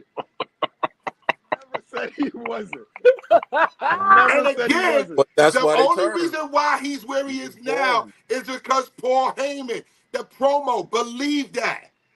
The promo. That terrible. They added he said, Paul believe Heyman. that, and Paul Heyman is sitting there in the camera shot. That was the start of the change of his career. That's when people started taking him seriously. That's it. Ready? Are you ready, Dre? You knew the changing was coming when during the pandemic when he came and interfered. That record and leave Yes. was the best thing that ever happened to him. Yeah, like that was adding- great. When the It's Fiend and Braun Strowman And had that Braun fight, Strowman were going at it. Yep. Yep. Record Oh, and leave. you knew what Paul Heyman had to do with that. It was Paul Heyman. Because it was brilliant. It's like you don't need to say nothing. Just go in there, wreck it, leave, and I'll take it from there. I'll do most of your talking. We'll give you the mic every now and then, but the most important parts, I'm going to hit the bullet points for you. And it's okay. Like but let's not act like it's not happening. Come on. Wait, go it's ahead, like Al. it's like adding Pippen to Jordan. Somebody put that up. Somebody said it's like Jordan without Phil Jackson. Somebody put that up in the comments. It's the same exact thing. Right, because don't get me wrong, Jordan had a good coach in Doug Collins before Phil got there. But when Phil got there, it helped take him over the top. That's another show. That's a basketball show, and maybe we can tackle that next week. By the way, shameless plug, Tuesday nights, 8 p.m. will be our regular Church Guy Sports Show podcast, Tuesday night, every Tuesday, 8 p.m. until the playoffs. Once the playoffs start, we'll be on after every game, as well as Tuesday night. But let's continue. Listen, and the Knicks lead by 15 midway through the third quarter. I'm not taking nothing away from what Roman has done. But let's not act like he hasn't had all these things put around him to make him look good.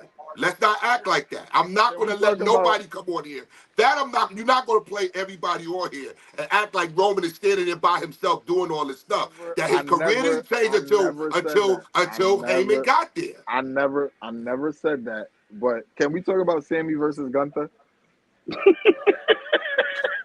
Be ready to get off of Roman. But yes, let's talk about Sammy versus Gunther. 666-day reign of Gunther, the longest reigning intercontinental champion of this modern era. Since Satan. I thought it was interesting that it was 666 days. I did find that to be interesting. But Gunther was a great champion and now moves to the main event scene. What does the IC title do for Sammy, though? Nothing. It's a holdover until they're ready for who's next.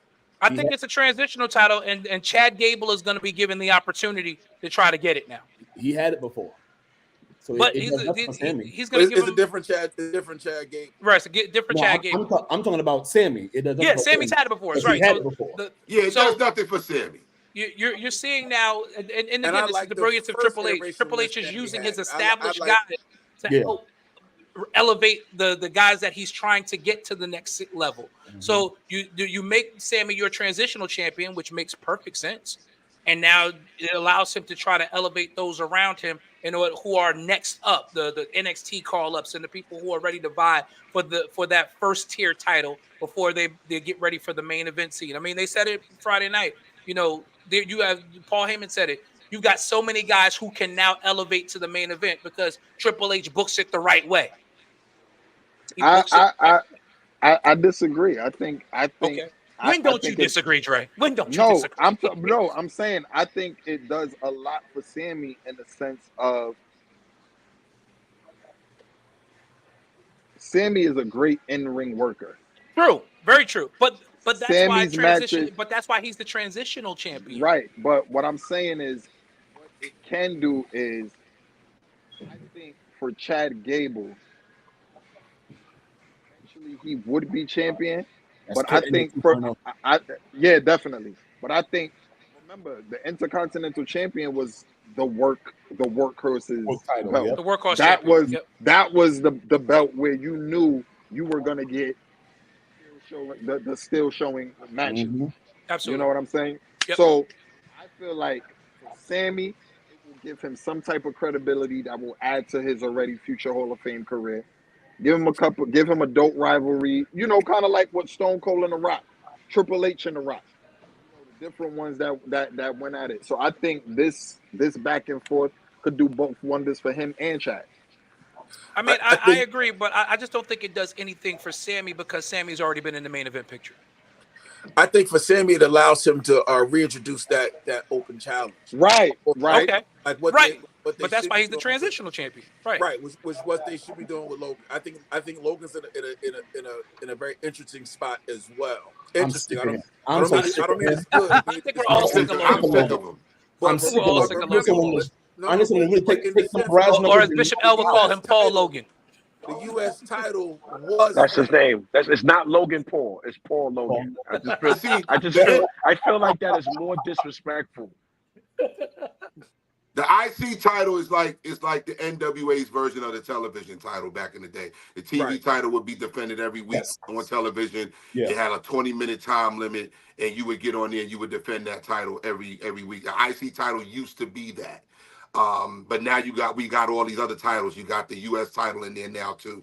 So and the IC title seems a little bit bigger than what it used to be. Because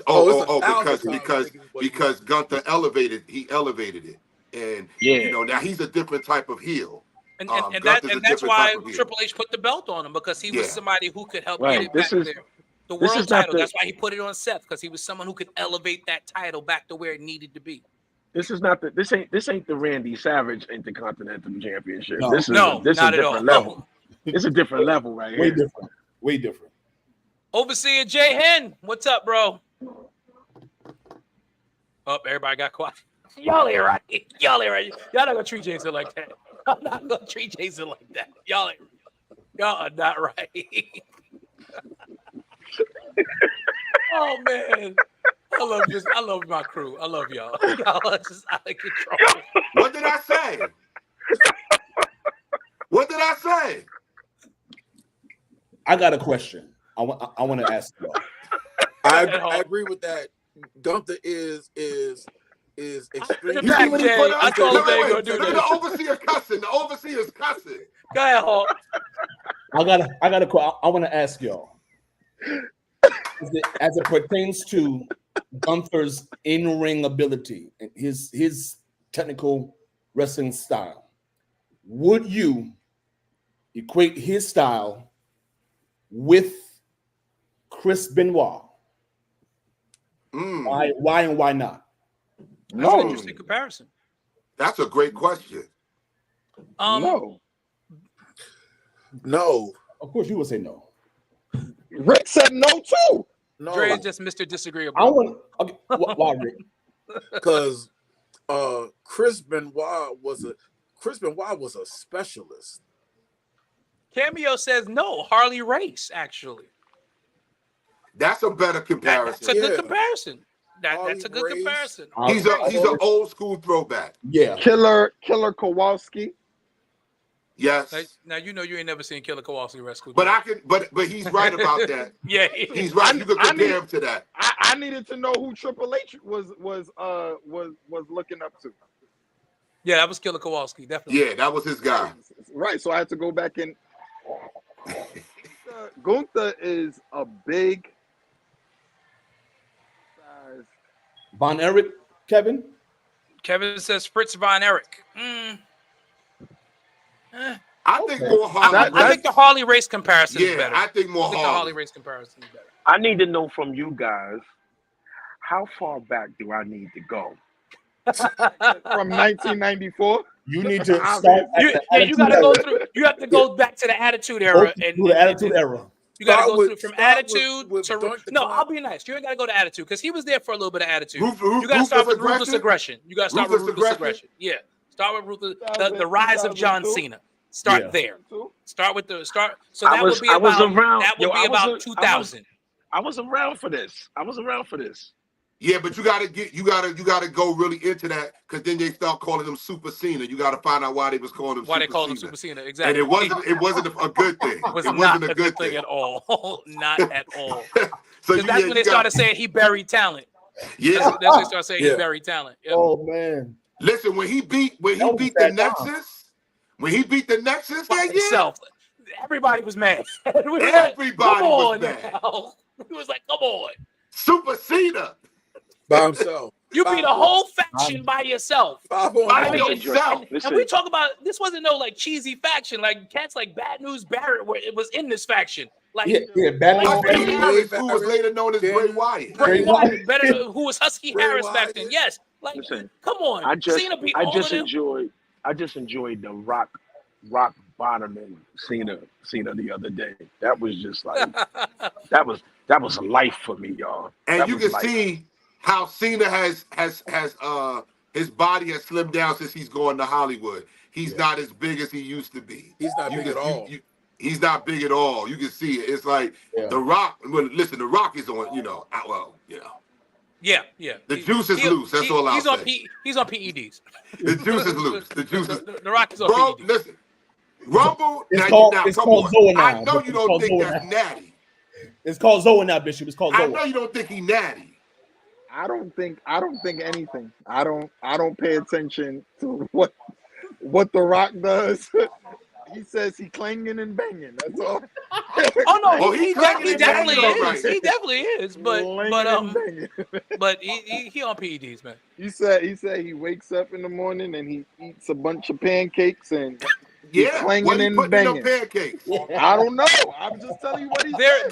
There is no way with the business schedule that he has that he can keep up with that. I'm not a fly on the wall, so I don't know. I just know he says he's clanging and banging. Cameo said, "Yeah, and the hair. Yep, the hair loss. Yep, them steroids get your hair out." He don't even have eyebrows. He don't even have an eyebrow to remember. He had the people's eyebrow. He don't even got the people's eyebrow. Kev said, "No more roids. No more roids." That's it. The juice is loose. Listen. Nobody gets that big naturally. I'm telling you. That just didn't absorb all of his hair on his eyebrows. Yeah, he ain't got people's eyebrow no more. Son, that nigga, The Rock is huge, and The Rock is old, and he huge, and he cut up like that. He's big and cut, L. He's bulky and cut. You know I lift. You know I work out. You lift, right. You can't, you bulk and you cut. It's got to be. It's usually one or the other. Where's Somebody said nope. Where's Lady McCann? So let me ask her what she putting in your pancakes. Jason, Cena's getting old too. Cena's getting old. You can see that bald spot in the middle of Cena's head now too. You sure can. Oh, that was bad the other night when he picked him up the rock bottom. He was straight down on it, man. It's visible. That rock bottom was like life, though. It shook the ball spot loose. I was just about to say that. He was like, it was flapping. That joint was life. It's it. Yes, Hawk. It was just like this. Was anybody else not scared? Was anybody else not scared when the Undertaker came out? Man, listen. I mean, because he came out dressed like he was on his way to the corner store. Yeah. I said if they don't get this Wish version of Undertaker out of here, he didn't get time to change. He had just got there. He had to. Right. He just came from the airport. He had to. Taker was like, "I'm just here for the show." Triple H said, "Yo, I need you tonight." Come on, man. What? He said, "Listen, I'll put 50 G's in your account by the end of the night." Right. Listen, he was like, "I can take your bumps." No, you got to choke slam the Rock. Okay, I'll do that. Listen, when I heard that bell, oh yeah, and those lights went out, I marked out. I did too. I marked out. I jumped up out my seat. Yo, my house went crazy. I went running. I jumped up out my seat. I went running. My wife put up the video. I was like, that was me at the end of the match when I was saying, "Yes, it's finally over." I was going crazy. Send it to me. See the video. What? Say that it's finally over? Yeah. Right, he came for a quick payday. He was like, "Let me put my little Walmart stuff on." But I ain't going front. I was waiting for the glass to break. I didn't think it was glass. The glass didn't break. I would have appreciated that. Thank you, Jay. I just said that. I would have appreciated a little bit more of the glass. I mean, but storyline wise, it made sense because with The Rock calling himself the final boss, Taker had to remind us he is still the true final boss. And Roman beat Taker at Mania too. Right. So let's not forget that.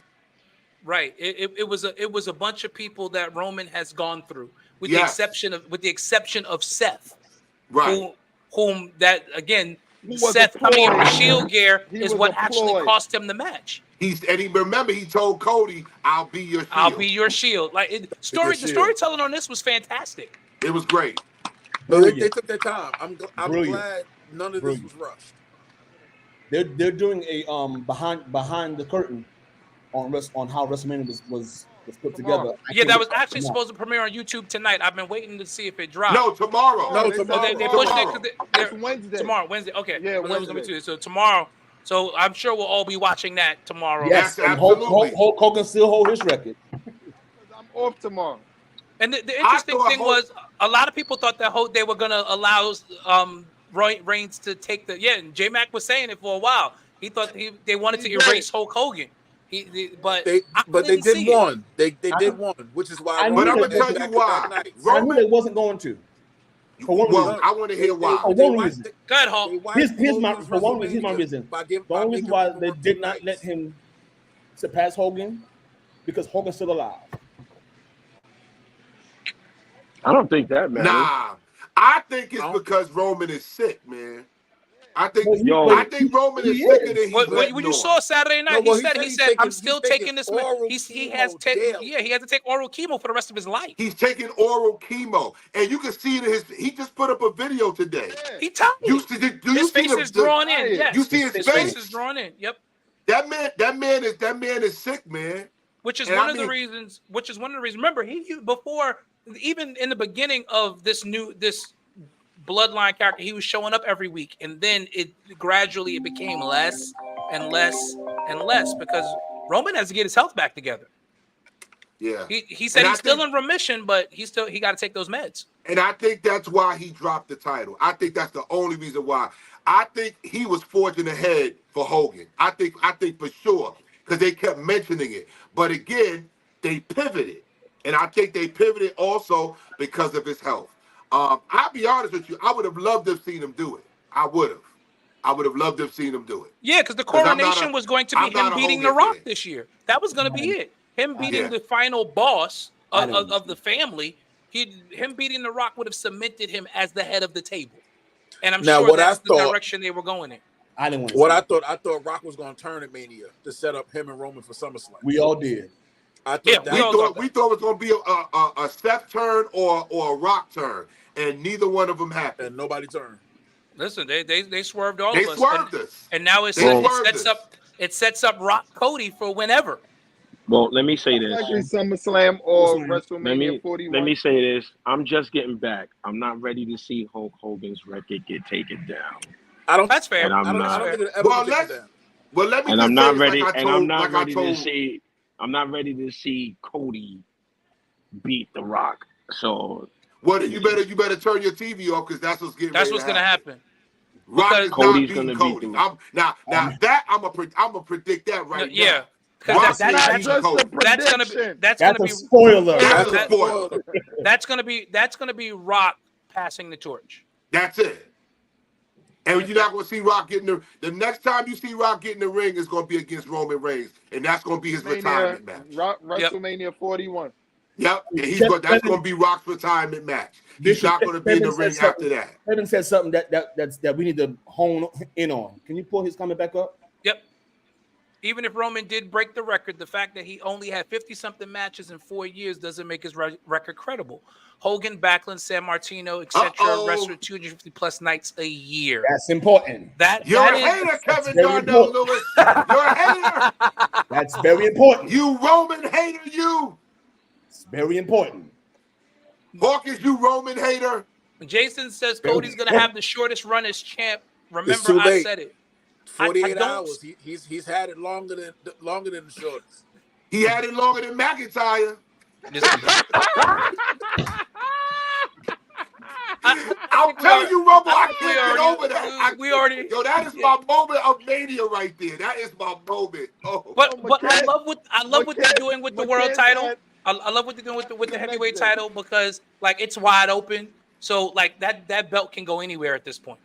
Yeah. And that belt, to me, it means something now. That is the belt now. Yeah. That belt means something. Damian Priest, good as champion. Yeah. I watched the Raw last night because I was questioning at first. So when does he leave Judgment Day? He's on his way out. Soon. Very soon. He's on his way out. Very soon. If you notice, both he and Rhea didn't get involved last night when the other three got involved with Truth, Miz, and Cena. They didn't get involved at all. He was on his Rhea's way out. leaving too. I think I think Rhea and Priest are turning face. Priest was on his way out. The crowd is turning Rhea face. Oh, big time, big time. Priest was leaving when he won Money in the Bank. Talk about that I match, agree. though. Did that not make them look weak as hell? By them leaving? I'm talking about just last the night's match. With last night's Judgment match Day.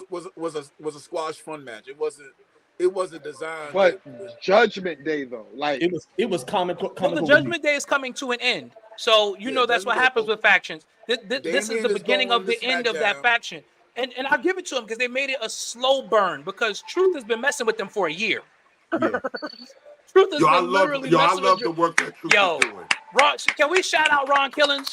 Ron Killings has been doing an outstanding job. First of all, amazing. He had me dying when he showed up with the belt. It was like, you're not a part of Judgment Day. I am a part of Judgment Day. He was serious. And then he was like, I know y'all don't like him too much, but can we, what he said? You very picky about who you let in. Yo. I don't know, Kev. I don't know. He's a national treasure. I think that's a WrestleMania match. Going after, Bailey. No time soon. Jade is gonna make her way through the lower part of the women's division. Yes. And build up that whole persona of being unbeatable. They're gonna feed Bianca. They're gonna feed Bianca to her. I don't even see them feeding Bianca. But I see her and Bianca. That's gonna be huge. No, it's gonna be a big match. Yeah, it's gonna be huge. When I say feed, I don't mean it's gonna be a squash match. Right. But her beating Bianca is what's gonna put her. That's gonna give her real credibility. And I'm saying that's what happened at Mania. That's a WrestleMania match. That's not SummerSlam. That's not Survivor Series. That's not Royal Rumble. Mania match. That's Mania 41. Yeah. That 90-second victory she had last night. Oh my God! What she did to Chelsea Green last night was beautiful. That felt like the beginning of something. That felt like the beginning of something. It was very Goldberg-esque. Yes, it was very Goldberg-esque when Goldberg hit WCW for the first time, and he just came out squashing everybody in the beginning. Like she had that great showing at Mania, and then last night, the way they promoted her, I feel like that they're going to go that route with her. And again, you got the smoke and the light. It's very Goldberg-esque. It's given very much female Goldberg. You think they're going to push it up to 42? I think 42. I think what they're going to do is do Jade and Bianca to get that women's tag team. I agree with that. I can see that. And let them Rick. Through. Yeah. I can see that. Yeah. And then they break up. They fight. They hold the tag titles for a while. There's turmoil. Right. And then Mania 42. Let them lose it and build that. It's the mega powers explode all over again. Let me ask y'all this. Who turns on who? Do they finally pull the trigger and let Bianca be a heel? Bianca or do they let Jade turn and they keep because Bianca being a face is getting stale. I think it's time for Bianca to turn heel. I think it's time. We got another one. Q the Prophet joins us. In the dark. Q. Q, can you hear us? Are you caught up in the solar eclipse?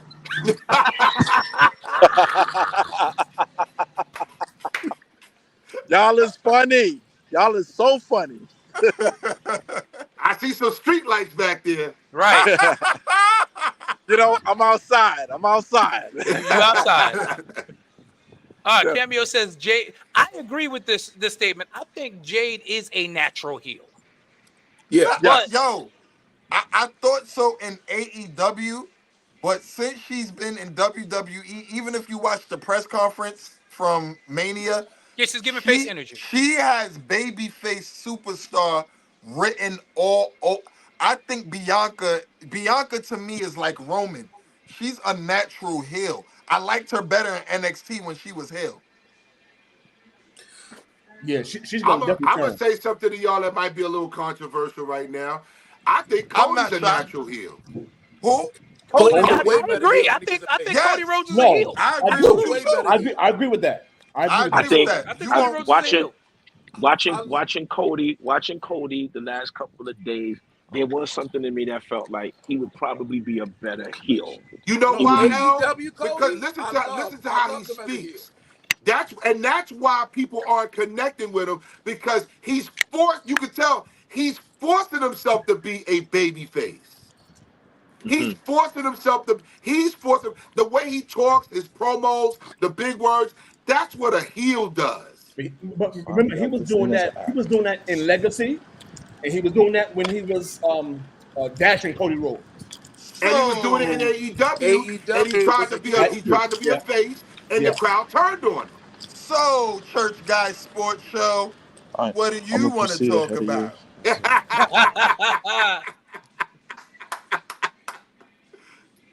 Yeah, I Like, think Cody is a natural heel too. I I think think that Bianca whole should turn on Jay when it happens. I think thank that would you. be I the think I best agree. thing. Yep. I I agree with think that. that the American Nightmare sounds like a heel. Well, it's supposed to be Exactly. anti-dream. Exactly. Anti-dream. It's Anti-dream. anti-dream, man. Kadaboshaya. Did you see his mask Sunday night? Yes, Yeah. yes, That looked like Triple Very H coming to heel. the ring. Very yes. heel. Yes. That's what I'm saying. He just got healed to me in him. I think in the next couple of years, don't be surprised. Cody's gonna be a heel, people. They're gonna write him into the heel spot. You know Yeah. who else? You know who else is preparing to turn heel? Montez Ford. Yes. There it is. Montez Ford. Yes. But see, And it's if about time. they should have Yes. been It when is. out with Bobby, they should have made them complete heel. Yeah. They Yeah, tried. I agree with that. They tried. They tried, but and right now they're not getting any reaction. That worries me. The At crowd all. is not giving them any reaction. They're not booing them and they're not cheering them. And They're then not giving them anything. notice how Montez Ford is getting more shine than Dawson. But that was always. That was always. And he's getting more shine than Bobby. With Yo, but give me- Bobby is on his way to a nursing home. He needs to let it go. Yeah, Bobby's on his way out. But Bob, the Street Profits and Bobby's in and great Bobby shape. Lashley, Come on, no, I'm on, not saying he's Pastor. not in great shape, but it's just like, bruh, Bobby always been a dud to me. Even when Me he was too. ECW champion, I was just like, bro, you ain't it. He did his ECW, best had work when he Doug, was in TNA. And he had, Doug. but guess what? When he was in TNA, who did he have? He had a mouthpiece. He had MVP. MVP was his mouthpiece. Yeah. And MVP was his mouthpiece when he came to WWE. And he should have stayed with him. Look, at the end of the day, Listen, I It acknowledge the lasted Tribal 2 Chief. years too long. what? It lasted 2 years too long. The bloodline It should have ended. with Sammy should have been the one to end it Sammy last killed year. the bloodline. He That's did. not first of all, and then you got Tonga and Jacob Fatu coming. This storyline is about to get crazy. But They you want to might know? start a But second bloodline and lost have a the family impact. feud. But you want to know They- something with the new generation of Tonga and all. Remember the Islanders? Yes. I remember Haku that and tag Tama? team. Yes. And Tama was the Tonga kid. So imagine the resurgence of the new generation Islanders. So it goes to show you that this Samoan dynasty is a lot deeper. Especially with the next generation and all that's coming out of it. But I think that's why the bloodline's going to continue. I think it's going to be something that's going to last for a while, just because of how deep the family tree is. It has to, and for several factors. One, The Rock is on the board. His daughter is GM of NXT. Yes. It runs deep. Yep. You still got the Usos. Nia Jax. You still got Solo. Nia Jax should have been Nia born Jax. blood time a year ago. She should have been born. Yeah, I don't know why they never put either her or Trinity or Feel the Glow. They should have put one of them in there. Naomi is a bloodline member by the marriage. That's what I'm saying. They should have put one of them in to there. drop this Glow gimmick. I need her I to do something agree. else. I'm tired of it. It's dead. I I ain't gonna hold you, but when she had the title, when she had her run as the SmackDown Women's Champion and the Glow Belt, that was hot. I liked it. It was. But Yeah, back then it was good, but I'm saying now she left, went to TNA, with Trinity over there, won the world title there. Did well, yeah. Did well there, came back. To me, I think she needs to find another niche. I mean, and it would make sense because it's like Bailey. You know, Bailey was the reinvent hugger, herself. and then she just evolved. It was like, you remember when Molly Holly came in and she was this happy-go-lucky, Pippi Longstocking style, and then she just went totally hardcore. Did we lose Drake? Where's Drake? Did we lose him? I like reinvent your yourself. analogy of there you go. Okay. Of Bailey. And when Bailey, do y'all remember the night Bailey changed? She came out and cut off the cut the ponytails off her head. Yes. Right out there and ripped out all of the huggers. All the hugger stuff. Yep. That was such a great. Now I'll give that Bailey one. turn. Yeah, that Bailey turn was the best thing for her. That was good. And then she took that time off and came back with Damage Control. And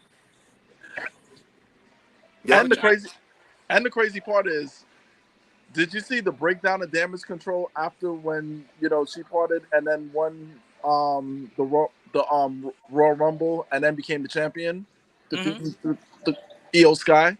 And that's why I think Jade and Bianca are primed now to win the women's tag team titles. Absolutely. And then start their run through the women's division and then eventually implode, leading to them two at Mania. For sure. Yeah. That Io Sky Bailey match was so underrated, man. Oh, that was great. That was great. That was great. Yeah. That was epic. Storytelling at its finest. Yes. That Io Sky Bailey match, it got lost because of everything else was getting the headlines. But I'm telling you, that was a great story. We didn't really get to experience it much. It was a great story. And the match, the storytelling in the match was so good. Io Sky, they don't give her enough time on TV. So wait, let me ask you. Let me ask y'all this. What do y'all think about people? What do you think? Remember back in the day, whoever had a rivalry, you didn't really see them face off until the pay-per-view. Yeah, they didn't touch. Right. Or it might be a brawl, or somebody might interfere in somebody's match, whatever. What do you think about? Do you think it takes away from the story when you've seen it? Like, for instance, we didn't see Cody versus, and I think that's why I was so invested in it, because we didn't see them going against each other in a bunch of tag matches. Right, or we didn't see a bunch of one-on-one matches during the week. It's back to classic storytelling. Yeah, right. But back it to was classic storytelling. Because Roman only worked once every 3 months. You know what it is? Too. But you got to remember. You know what I'm starting to realize? Whenever you become a Paul Heyman guy, there's privileges and perks that come with it. Like, when you become a Heyman guy, not only do you become champion, but you work like part-time and work like a few times a year and get to call the shots. When you become a who guy? A Paul Heyman guy. But I'm you see Dre's screen went black. But no, in all seriousness, there are advantages to being a Paul Heyman guy. There are absolutely advantages to being a Paul Heyman guy. I just want to make sure we all in the right church. But I agree with Cameo. Preach, prophet, preach. Yes. You know what? I agree with Cameo because the Triple H is an old school wrestling guy. Paul Heyman is an old school wrestling guy. These are guys who believe in and understand. Yes, you can have new storylines. Yes, you can appeal to the modern era, but the storytelling is what draws you in wrestling. And that's why AEW is failing, because they don't do storytelling. They don't tell stories. They are a spot fest company. That's why they're not making it. They just rely on spot fest matches. Agree. Yes, and you can't. They're gonna always have their core, but they're never going to be global. They're not going to be worldwide because they don't appeal. You got to know how to appeal to this generation. This generation wants a story. You can't just throw a match up there. They live on spot fest matches over there, and that's not going to work. That's how Edge became TNT champion so quickly. Has anybody noticed that nobody cares about Mercedes Moné? No, nobody cares. At all. He overpaid. He overpaid for her. And then you rip off the boss gimmick, calling it the CEO. Because like, you got to stay bro, connected shut to the up. brand.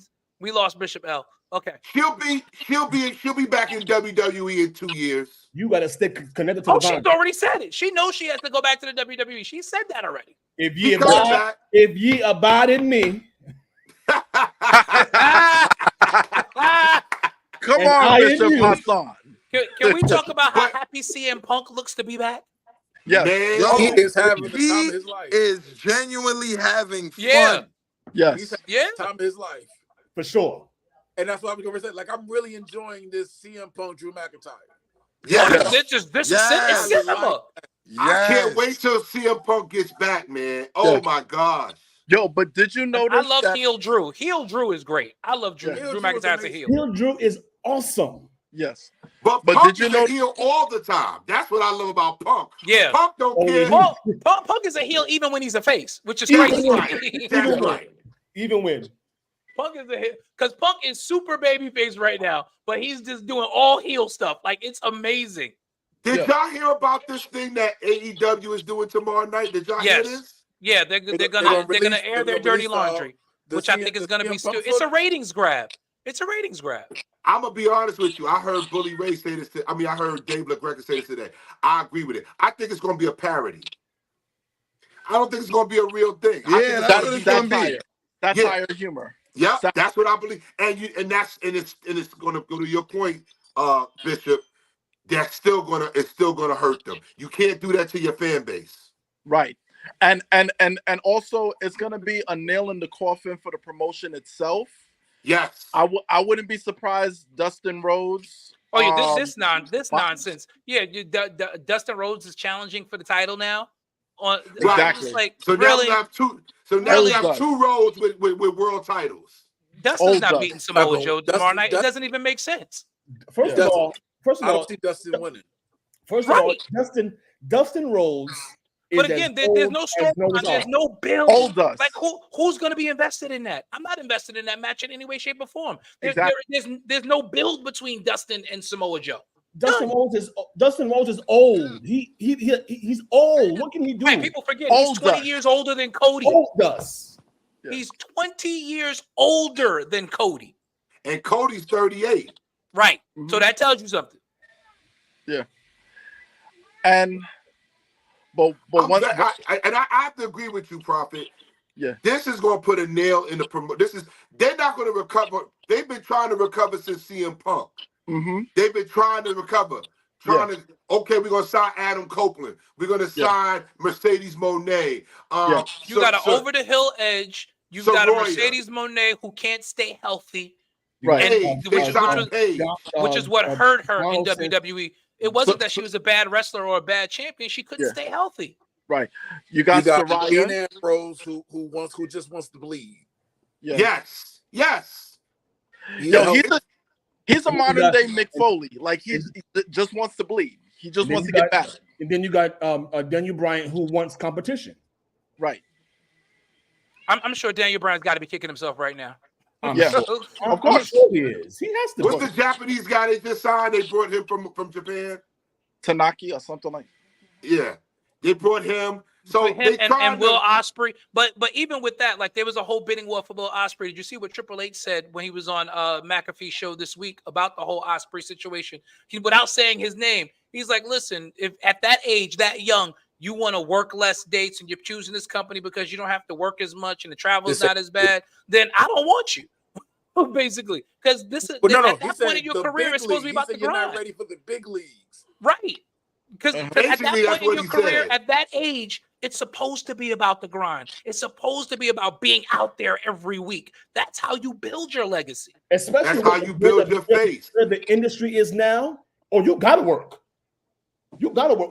All these premier events going on, and WWE is going to France, taking backlash to France. Listen, they're going to Germany. Berlin. The WWE is printing money right now. Bro, they going to Berlin. The WWE is going to do a PLE they are in Berlin. printing money. It requires you to work. They were in Australia a few months ago. And with that being said, don't be surprised you see the re-ignition or the re-entry of the European Championship title. There's already been talk of it. They bought it back. There's an a plan. NXT, but WWE. There are talks to bring back a European title. I need the because they main roster. All these European roster to the main roster. Yep. Because remember, Al Snow was once the champion. Then William Regal defeated him and became the European champion. Yep. And then Kurt Angle had it.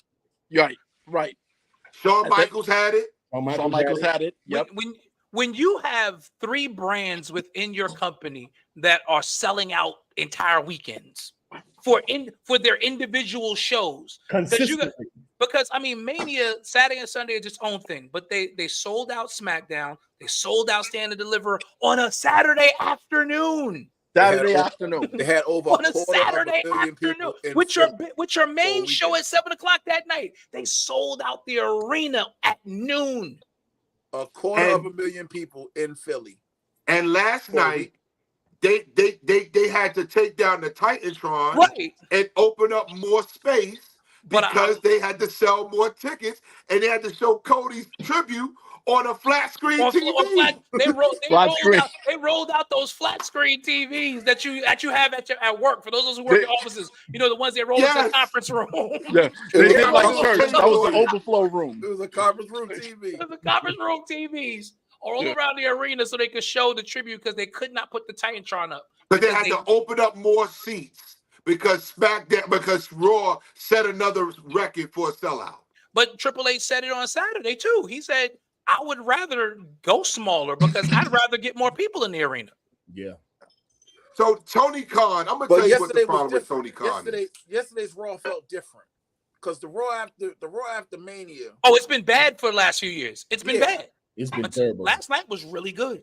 It was the best one in the last 4 to 5 years. And they did it without bringing back a bunch of nostalgia acts. Mm-hmm. They did it without anything crazy. They used their talent to their advantage. With the exception of that Cody whole hour segment.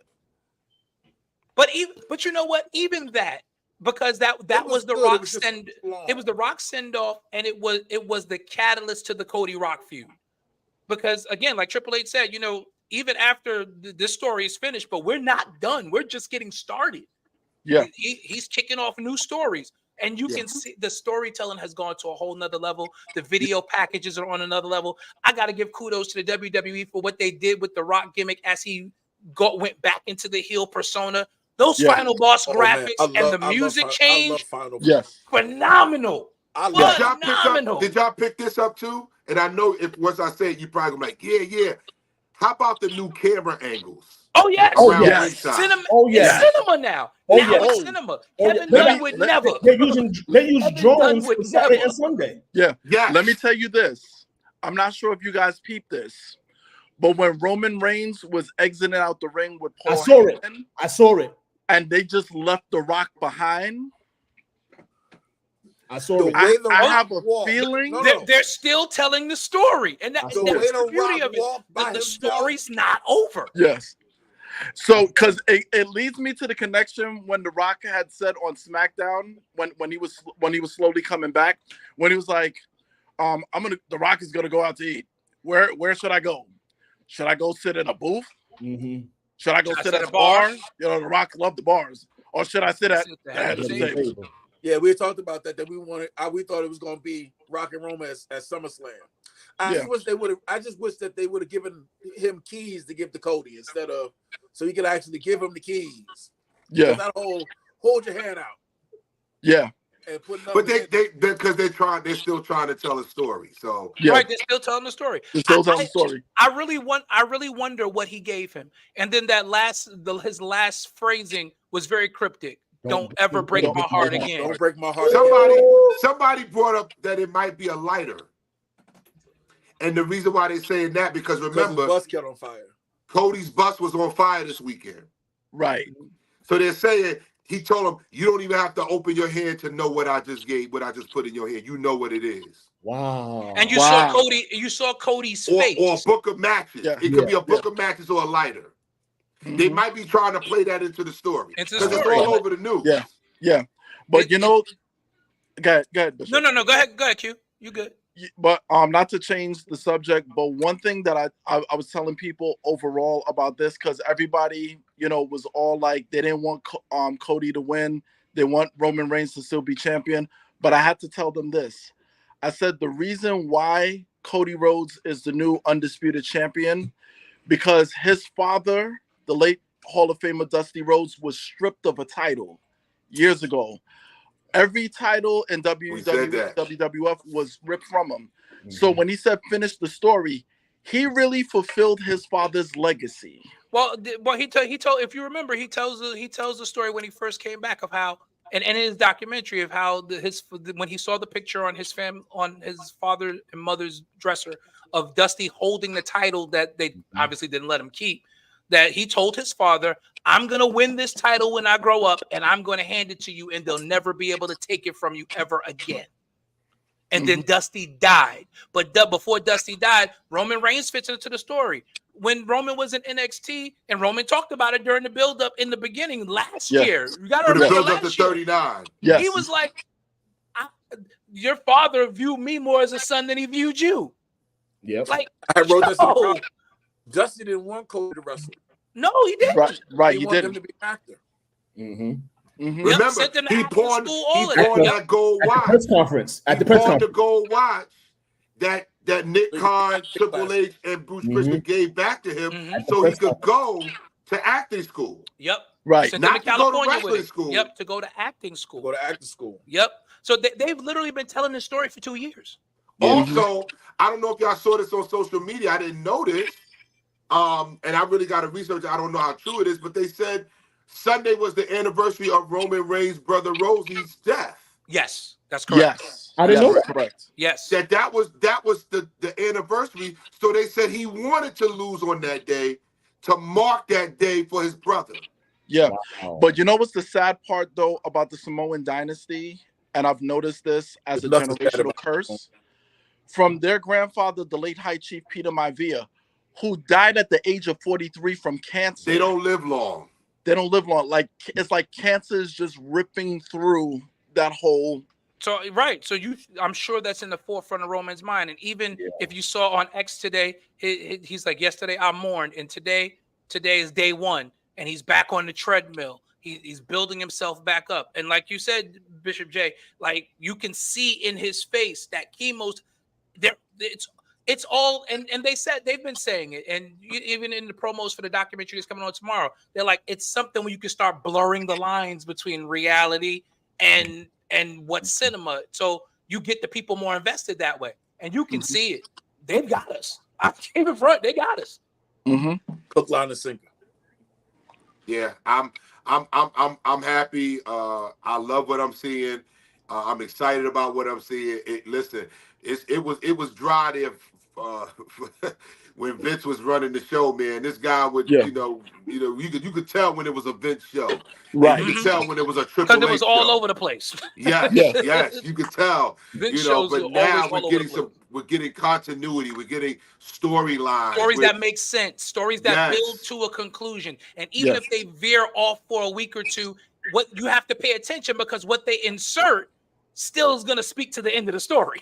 I'll give you a perfect example of the lines being blurred. I was listening to Busted Open yesterday, and Liv Morgan was on there. And they asked Liv Morgan, "Hey, Liv, what's next for you?" She said, "It's the Liv Morgan Revenge Tour." She said, "All I can tell you is that you need to tune in tonight." And sure enough, and she went after Rhea big time, bro. She said that same thing on the bump. Sure enough, she went. Was it Bailey she went after? No, she went after Rhea. She went after Rhea. She attacked Rhea Ripley. After mommy. Yes. Do that chair at her. So now you start to see. She bounced that chair off her head. They're using kayfabe again. That's the other thing. They're using kayfabe. They're in interviews and they're using kayfabe. Like, did you see the presser? Roman kicked out the reporter. Yes. Yes. Oh, that was wonderful. Yo, that was crazy. There were people on my Twitter, on my X feed. I keep calling it Twitter. My X feed. They were like, "Is he really angry? Like, you can't tell anymore. Like, is he really angry? He told the lady. He said, "If you don't on? leave, I'm leaving." It's a use your feet. He said, "Use your feet." I said, "Oh my God." Yo, I will give him that. In those spontaneous moments, Roman is really good. Yes. I will give him that. In those spontaneous moments, like Roman is good playing off of people. Like the missionary line he used a couple years ago. Yes. That was spontaneous. Listen, when he was first talking to Cody and he was telling him, listen, you need to go after Seth. Oh no, you don't need to go after Seth. You want to go after the B title? Like the loser? You want to be number one at being number two? Like, man. I'm like, those are the moments that Roman is really, really good. Because it's off the cuff. You can tell it's not planned. It's not written. It's perfect. So he has a good time. Roman is more of an actor. So he's good at the timing. He grew into it. His spontaneous promos he grew into it. Go ahead. I'm sorry. His spontaneous promos is like a drunk man telling the truth. But you know something though, Brother Hawkins, is that he grew into that. Because remember No Mercy when he was feuding with John Cena. And John Cena told him on Raw, "Congratulations, you finally perfected your first promo." He did. Roman Reigns. Before that, he said to him, he said, "Come on, glad you're enjoying it, Prophet." He said, "Find it." He said, "It's called a promo, kid. And if you want to do this, you got to." Yep. Listen, yo, Cena the way Cena roasts people in those moments, it's priceless. But you can see it helped Roman. It helped him a lot. It did. It's like I said, he's not great. Get it together because I can't come out here and look bad. He told him, "I'm here because you can't do it. I'm here because you can't." I do it better as a part-timer than mic you moment? as a full-time. He said, "I can do this part-time better than you can do this full-time." Yep. And again, you know that was off. Listen, I will never forget him roasting The Rock about having the lines on his arm. And he said the only thing he did wrong with that was he should have let The Rock know, listen, you got that on your arm. I can see it. If you go out there with it, I'm going to use it. He said, that's when you saw The Rock get mad for real. He was mad, got his face at The Rock's core. At The Rock's core. Yeah, he couldn't get himself together. No, Royds was Royd. Yeah, nice tattoo. That was the first time. That was the first time I seen The Rock stunned. Yeah. Yeah. The Rock couldn't find it. He couldn't find his words. That was a TKO. That was a TKO. And Cena was smiling while he did it too. Yep. He was smiling like, "I got you." Yeah. Mm-hmm. And Cena said, and that's what fueled the bad blood between them, because before that they really didn't have any. That's what actually fueled the bad blood between them. But thankfully Cena went back. He said he apologized and he realized, as far as from the business standpoint, he didn't handle that correctly. And I respect that. But in the moment, it was gold.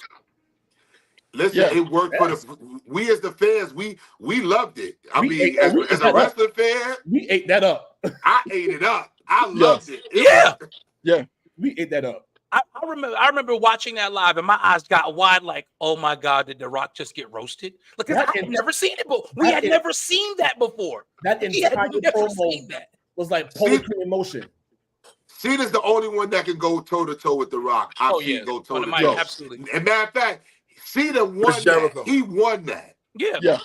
And I think that's what that rock bottom was about to a degree on Sunday night, on Saturday night, on Sunday night. That was what that rock bottom was about. That was the receipt. That was the receipt. That was the receipt. Like I didn't forget about this. That's what that was. Mm-hmm. But even that stare down was really good. Forget, back and forth with The Rock, Chris Jericho's the man, hands down. Facts. Jericho did his thing. Yes. Jericho needs to come back. They got to induct him into the Hall of Fame. They have to. It won't happen. He won't leave AEW, man. Leave AEW. Yeah. And I think he'll be like Vince Sting. Going, you like might see a lot of the old timers start coming back at the end of their AEW contracts, so they can get their moment in WWE. But Chris Jericho said in an interview that the reason why he left is because they didn't know what to do with him.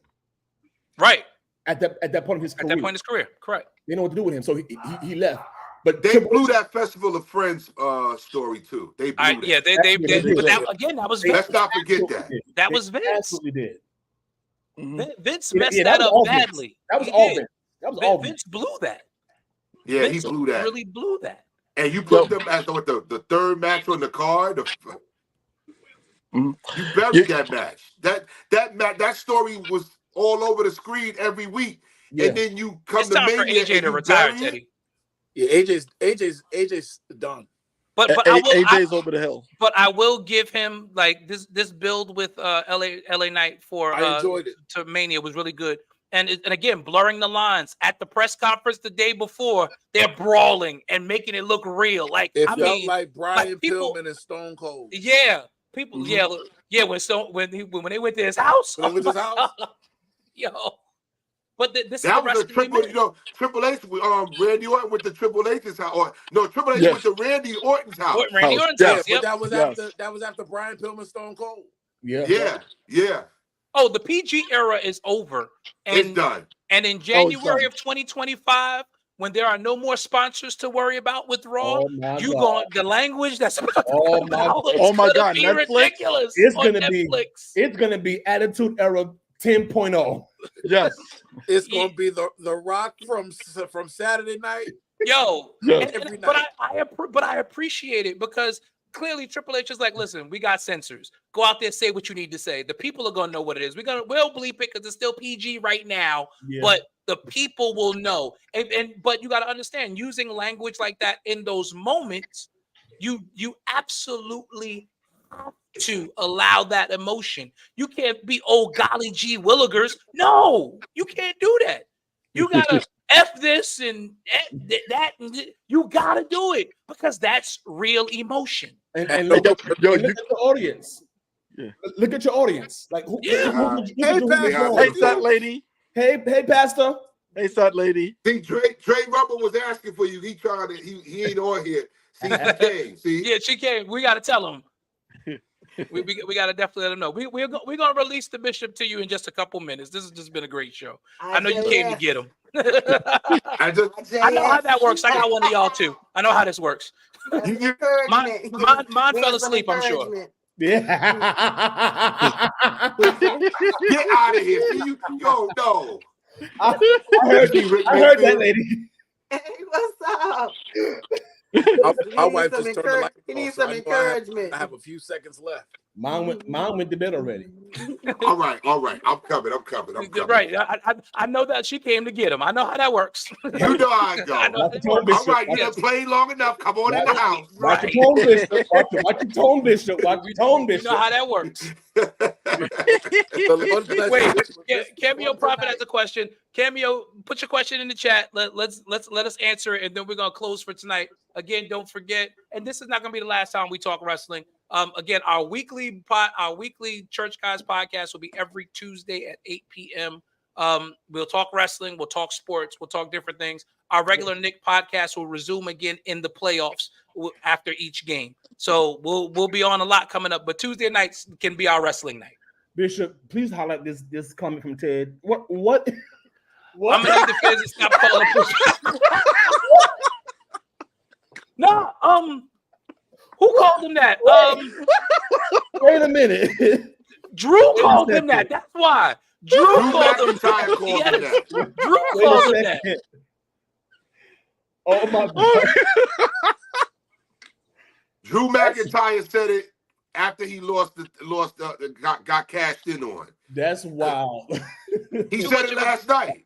Yeah. He said it last night on Raw. I missed that. That was Drew. That was a Drew line. Yep. Oh man. Cameo said too much of a good thing can be a burnout. So with the Netflix deal, who will choose to do the opposite of the possible edgy language? But see, that's the beauty of it because it's not everybody. Certain stories need it. Like the Rock as the final boss with this Cody story, it needed it in certain places. Yeah. Like even up until Cody finally cut that promo after the Rock smacked him, and he finally got edgy because Cody was just being plain and he was boring. But when he said, "Are we gonna get the big Dwayne energy, or are we gonna get LDS, the little D syndrome?" You know that was thought that was necessary in that moment because Rock went after his mama. Like, it has to make sense. So as long as they're not trying to be edgy just for the sake of being edgy. And I agree with your next point, which is like comedians. Like, one of the things I hate about a lot of young comedians right now is, and I say this all the time, they curse just for the sake of cursing. Yeah. Whereas if you go back and watch an Eddie Murphy or Martin Lawrence, even a Richard Pryor, yeah, they cursed a lot, but it fit within the story that they were telling. They fit within the joke. It made sense. Let's not forget Red Fox, because Red Fox stand-up was golden. Absolutely. Absolutely. So I think it's all in how you use it. Mm-hmm. It's all in how you use it. And I'm sure Triple H and, yes, Paul Heyman, they're going to make sure it doesn't get overused. They're going to make sure that these matches and these feuds build properly. And then there's CM Punk, who is always controversial.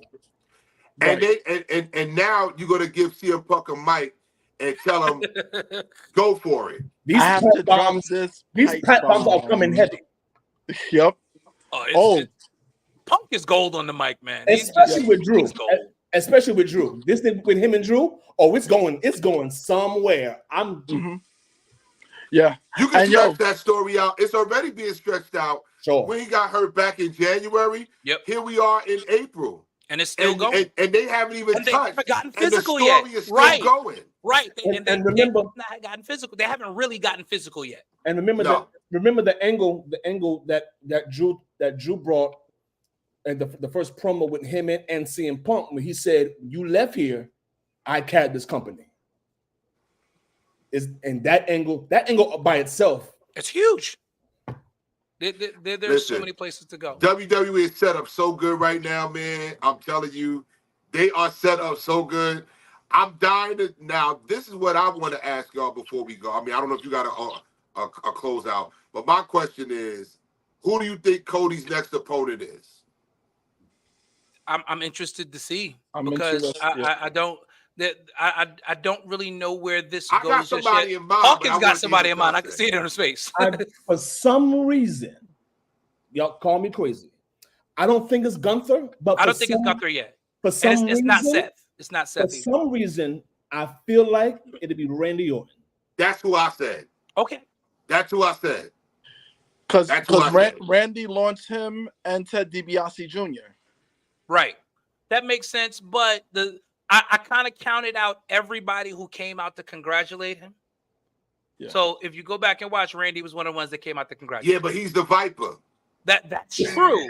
but I can't see them going directly to Randy so soon. But who else you gonna get? That's a good point. That's credible. Because Roman is going on vacation, Seth is going on vacation, Rocky's going on vacation. Those three they already said are going to take at least a month rest, 4 weeks. So you can't have the champion fresh out of Mania sitting there for 4 weeks. Right. Yeah. Especially since we've been complaining about Roman. Right. You can't now have Cody come out of Mania and don't fight. That's right. Mm-hmm. I agree. I would take a stretch with this. Suppose main event Jey Uso turn heel. That's possible. I don't know if they would because he just turned face coming out of the bloodline. I don't know if they would, but that's a possibility. He could always turn heel and assume leadership of the bloodline now that Roman's going to be off. They would, or we're in the Triple H era. It's not unheard of for face to go against face. It's not true. Not with Triple H. Right. If it's money, he gonna do it. Yes. So he doesn't even have to turn really profit. Jay could challenge him and say, "Hey." True. Friendly fire. True. Yep. Like, you my boy, we here, but Jay. Well, Jay's got his title shot at the world title. So and he's got that in France. So that's gonna be fun. Him and Damian Priest. That's gonna be an interesting one because I think Jay is right on the cusp of taking that leap. But I do think that Jimmy is going to cost him this match again. And then that's when you're going to see their feud really kick off now. Okay. Yeah. Now it's a problem. You've now cost me. They're going to stretch this out for a couple months. Yeah.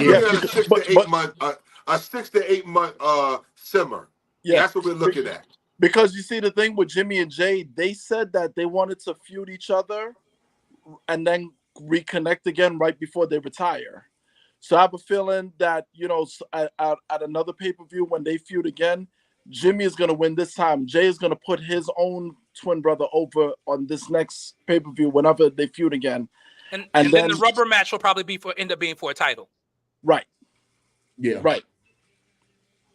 Yeah, I can definitely see that. And that's right up Triple H's alley. Again, long-term storytelling. Mm-hmm. What are they going to do with this U.S. title, man? Get it off of Logan Paul. That's a good question. That's the first thing. I know that's Get it off of Logan Paul. What you want. I don't know about my other two brethren on the phone, on the line. I know I want it off him. Yeah, I want it off him. The only reason why they let him keep the title is because he sponsored WrestleMania with his Prime Energy drink. So Ted, the draft is in 2 weeks, so they're not getting rid of that anytime soon. So they letting him get that sponsor, let him get his little run. But I want that title off him. Honestly, like I want it. It's time for Carmelo Hayes to come up, yes, but he's not getting a title shot immediately. He's got to go through the ring. No. I want the belt to come off of Logan Paul for this main reason. Yeah, the U.S. title coming from WCW has been equivalent to the IC title in WWE. Correct. Right? So for Logan Paul to have the U.S. title and not work that title. He worked more than Roman, though. Is offensive to me. He did. But he worked more than Roman. But he only had the title defenses at premier events. But I think you're going to see more of that. And every now and then, Triple H is going to sprinkle in a Raw or SmackDown title defense. I don't think you're going to. I think with like major titles. Now, with the U.S. title, I agree. Like the IC, it's something that should be defended every week or every other week. I agree with that. I agree with So that's why I agree with you. That's why you got to get the title off of him. Got to get it off. You got to get it off him because I need to see that belt I need to see that belt every week. You know who LA Knight? Ricochet or LA Knight. Wait, well, Ricochet was already IC champ before. Ricochet was IC champ. That's how Gunther started his run. He beat him. He beat Ricochet, yeah. Ricochet can't get to the next level. He's number one. He's not big enough. And when I say big enough, I'm not even talking about size. I'm talking about just he's over because he's a high flyer, but he's not enough of a talker. He's not enough of his girl need to work with him. Yeah. I think LA wouldn't Knight that be crazy if she became his mouthpiece? I think LA Knight would be a great U.S. champ or IC I agree champ. because he's a great talker and he's a great worker. Yeah. LA Knight, y'all can have your other views, but LA Knight to me is a modern Stone Cold Steve Austin. Yeah, I agree. Yeah, facts. The way he talks. He's a modern Austin. Let me talk to you. He's a perfect combination of Attitude Era Rock and Austin. Yeah. Right. Yeah. And that's why I think he would do well with one of those titles. But right now you got one on a part-timer and you just got it on a babyface and LA Knight is a babyface. Babyface, right. So that's gonna be it's kind of a log jam. He can't get to either one of those, you know. So and he's on SmackDown. The US title is on SmackDown. The IC title is on Raw. So he can't even get there. Right. You know, you said the draft is coming. Well, right the draft now is in 2 weeks. And Nicole, I would not be surprised if Paul Levesque uses this to his advantage. Because I'm struggling with calling him Triple H anymore. He's like transcended. He's an that executive. Yeah, he's not the wrestler. Yeah, he's transcended that. He is Paul Levesque at this point. Yeah. But it makes sense. I just said that. Samantha as Ricochet's mouthpiece might be gold. You never know. Mm-hmm. They could make her a manager. I wouldn't even say a valet. No, they could make her a manager. Yep. Manager. Do y'all know who y'all about to see more of though? Brandy. Truth. I agree. I think that's big because Brandy, if you watch Brandy in AEW, she's got the chops to potentially be Cody's mouthpiece. Brandy can talk. Yeah. Have you ever heard her? Yes. Yes. Brandy has a mouth on her.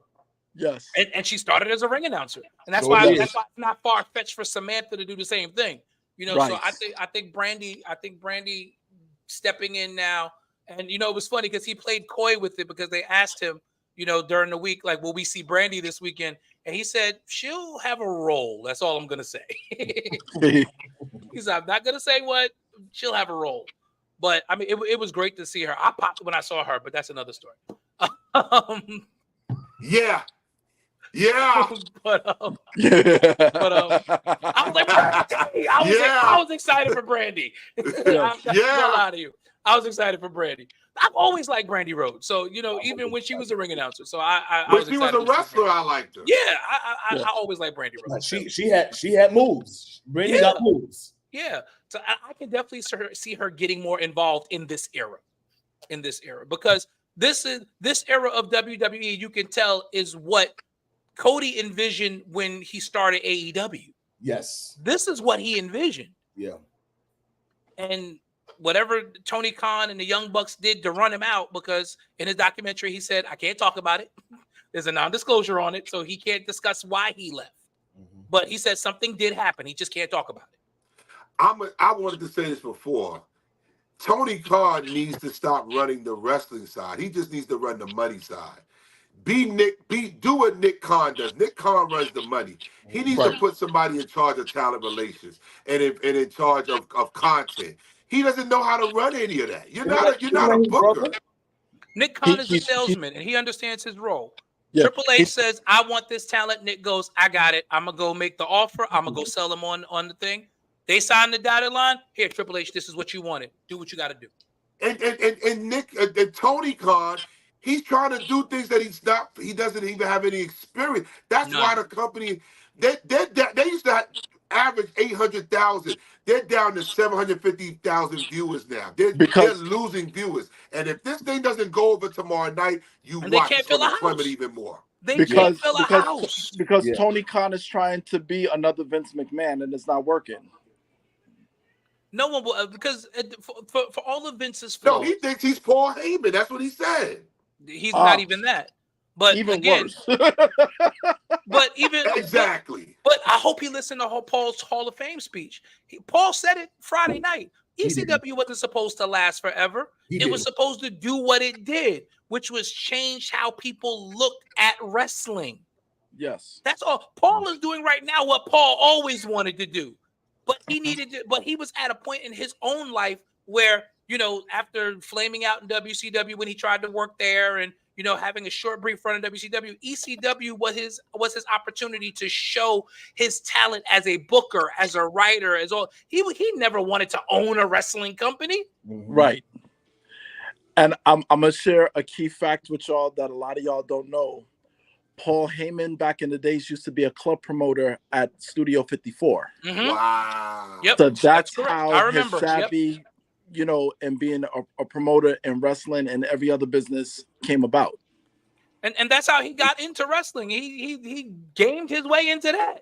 Mm-hmm. Paul has always been a talker. Wrestling was his passion. He wanted to be in wrestling. And he used the promoter gig at Studio 54 to get himself into wrestling. That's how he got into wrestling. See, Tony Khan thinks because his father got this long pockets, he can just keep pumping, throwing money at it. At some point, Daddy's going to get tired of losing money. Exactly. That's it. He thinks he's going to keep throwing money. Daddy's going to say, okay, all right, I done gave you 10 years to get this company off the ground. It's worse than it was when you started. It's time to pull the plug. Mm-hmm. And then Vince McMahon will come in and buy it. And well, Vince can't buy nothing right now. So. Invasion. I mean, he has money. Yes, Vince still has money. Listen, he could buy AEW. Could you imagine Vince buying AEW and then now going up against his own former brand? Can you That's imagine why I'm saying it. The drama? Vince would do something like that. Yeah. Like, they killed my creation, so they took it from me. So now I'm gonna go and destroy them. That'll be the death of Vince trying to beat Triple H, because nobody will ever allow that. No. It's a $9 billion company. Yeah, that machine that's when they bought it was $9 billion. Right. And it's more now. The machine when TKO bought it was $9 billion. It was already a well-oiled machine when it was its own publicly traded company. But now you got TKO behind you. The sky's the limit. And you've got a head of creative who knows exactly what he's doing, who's hiring the right people, who's making sure that the talent is happy. Man, listen, the WWE is unstoppable right now. He's giving wrestlers time off. Have you ever heard that in the Vince McMahon era? That's Nope. why that's why CM Punk left. Never. Never. That's why CM Punk left, because he said, "Listen, I'm hurt. Oh, you can do it, Punk. We need you on Monday night. We need you on Monday night. Let's go." Yep. I'm not sure if you guys remember. You remember Shannon Moore on SmackDown? Yes. And you remember how Paul Heyman was running SmackDown and how he abused Shannon Moore to the point Shannon Moore don't even wrestle no more? Yes. Yes. Because that was a Vince edict. Vince was like, put him out there. No. You got to give these guys, and that's why I'm glad, Seth is getting away for a little while, and you got Roman getting away for a little while. Becky's gonna get away for a little while. Give these people an opportunity to replenish themselves. Give the audience a chance to miss them.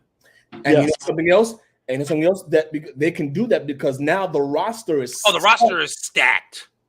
Because at this point, you got a bunch of guys you can elevate to the main event now. What did they do, and what did you see happen last night? They started integrating NXT storylines on Raw. Yep. Yeah. You're starting to see it. They're pulling it all together. Come on. And that's how you're going to get the longevity of this company. And they already started with they had Dragunov wrestling on Raw. Yes. Yep. Dragunov, the NXT champion, the NXT Women's champion, was wrestling on Raw. Yep. And again, not as call-ups to the main roster. They still hold their titles, but this is an opportunity to get them in front of another audience. And here's the mastermind of Triple H. I'm sorry, Paul. Here's he's such a mastermind to the point where he literally started with Braun Breaker. I love that guy, by the way. He's the problem. Braun Breaker, when he gets called up, do you not know? He's already on the SmackDown roster. He's on the SmackDown. He signed with SmackDown. On SmackDown in NXT. He signed with SmackDown. Jade signed with SmackDown. Listen, the way they handled Jade, Jade Cargill's been signed for almost a year. She just had her first TV matches this weekend. Yes. They did the right thing. They said, we got to make sure you're ready. And yes, there are still some kinks we got to work out, but now we've built you up enough to the point to where you can't go out and embarrass yourself now. And she's becoming an attraction. Oh, yeah. Oh, she was already an attraction. Oh, yeah. She's an attraction. Well, she's going to hurt somebody. Look, watch this.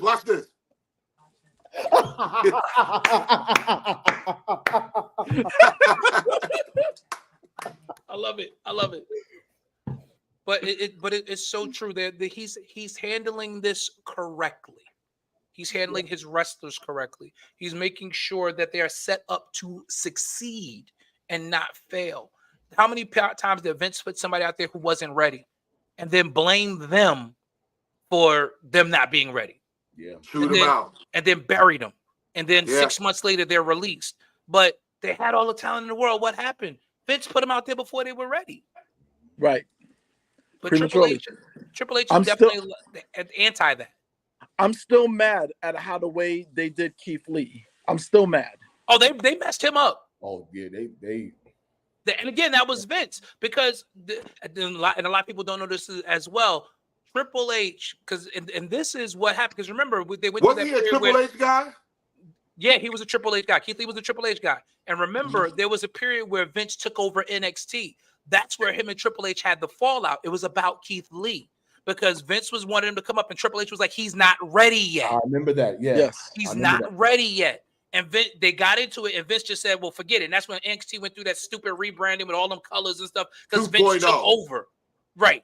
Because Vince took it over. And Triple H, to his credit, he stepped back. He didn't get mad. He didn't leave the company. Because I think Triple H knew at some point it's going to come back to me. Mm-hmm. Yeah. And it's crazy. Vince did that to him, and Triple H ended up taking over the main roster. But that's what did it. Vince ruined Keith Lee. Yes. He was on camera Saturday night too. Did you see him? Yeah, I did. He was backstage. Like, is that Keith Lee?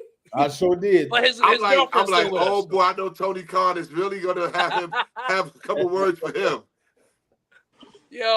But I mean, Tony Khan couldn't go bad on him because look, his wife Mi Chin is on SmackDown. That's his wife. Exactly. You can't tell this man not to go to WrestleMania. His wife. What do? And not for nothing, Nia and Naomi and all of them, they went to go support Mercedes. Right. When she debuted They was in the crowd with AEW. hoodies on, but they were there. They were there. Yeah. They were there. Like, live and in living color. Because and that's the thing, the fans, they do the tribalism.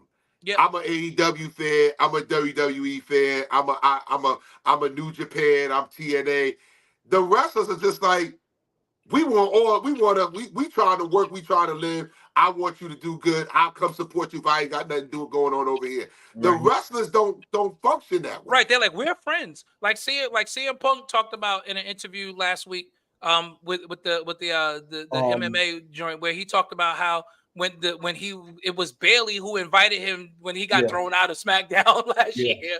It was Bailey that told him, yo, come see us. And he was like, I just went to go see my friends. Like, I wasn't trying to get a job or nothing. I was just going to see my people. And it was Vince that threw him out. Right. It wasn't even Triple H. No. Right. Triple H didn't care.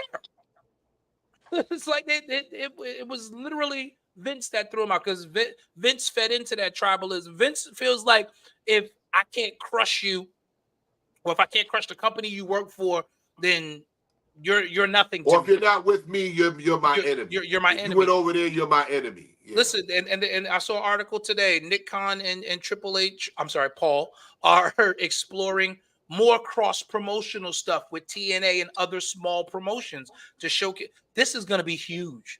But he said it in his press conference. He was like, "There's more coming." He was like, he said, "We're rolling it out slowly, but there's a lot more coming." He said, "We've had these ideas for the last year." He said, "But we decided not to roll it all out at one time."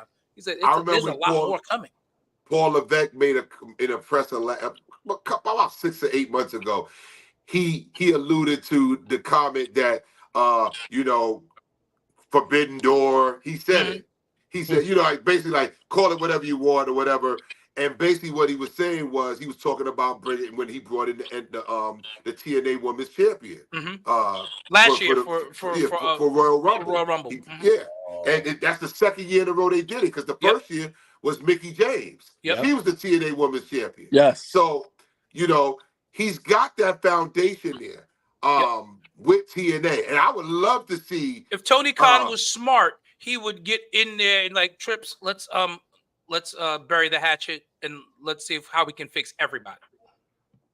If he was smart, because AEW is fading, man. It's sad. It's fading fast. And grew. Mm-hmm. Fading. All them coming back. Jake Hager was Jack Swagger. Moxley is coming back as Ambrose. And Daniel Bryan is coming back. Right. Basically every last one of them. Don't be surprised, and I wouldn't be surprised if what's his name from New Japan, the white dude. He said that, Teddy. The white dude, Osprey? Not Osprey, the one that was feuding with Jericho. Kenny Omega. Mm-hmm. I wouldn't be surprised if Kenny Omega, comes out as a surprise. Well, Omega is an indie icon, so it would not surprise me either. Triple H tried to get him. They tried to get him a couple years ago, but he went to AEW. They tried to get him. Right. I'd love to see it, but Omega is another one who's toward the end of his career as well. So can you imagine a Kenny Omega Seth Rollins match? Oh, that would be fun. That'd be so much fun. Bishop. Can you imagine Kenny Omega and Seth freaking Rollins? Quiet as his cameo. That deal is pretty much done from what my spies are saying. That deal is pretty much done. MJF going to WWE, right? Yep. Yeah. The people I know. No, he's not bringing back Velveteen Dream. Velveteen, he messed that up. Shot himself in the foot. Career suicide. He messed that up. Yeah, he's done. But MJF, I probably between SummerSlam and probably between SummerSlam and the Rumble and the Rumble, we'll see MJF at some point. Perfect timing too, going into that Netflix deal. Oh man, unhinged, take the muzzle off MJF on Netflix for WWE, man. Man. And then you can throw MJF right into a feud with Punk. Because that's where they left off in AEW.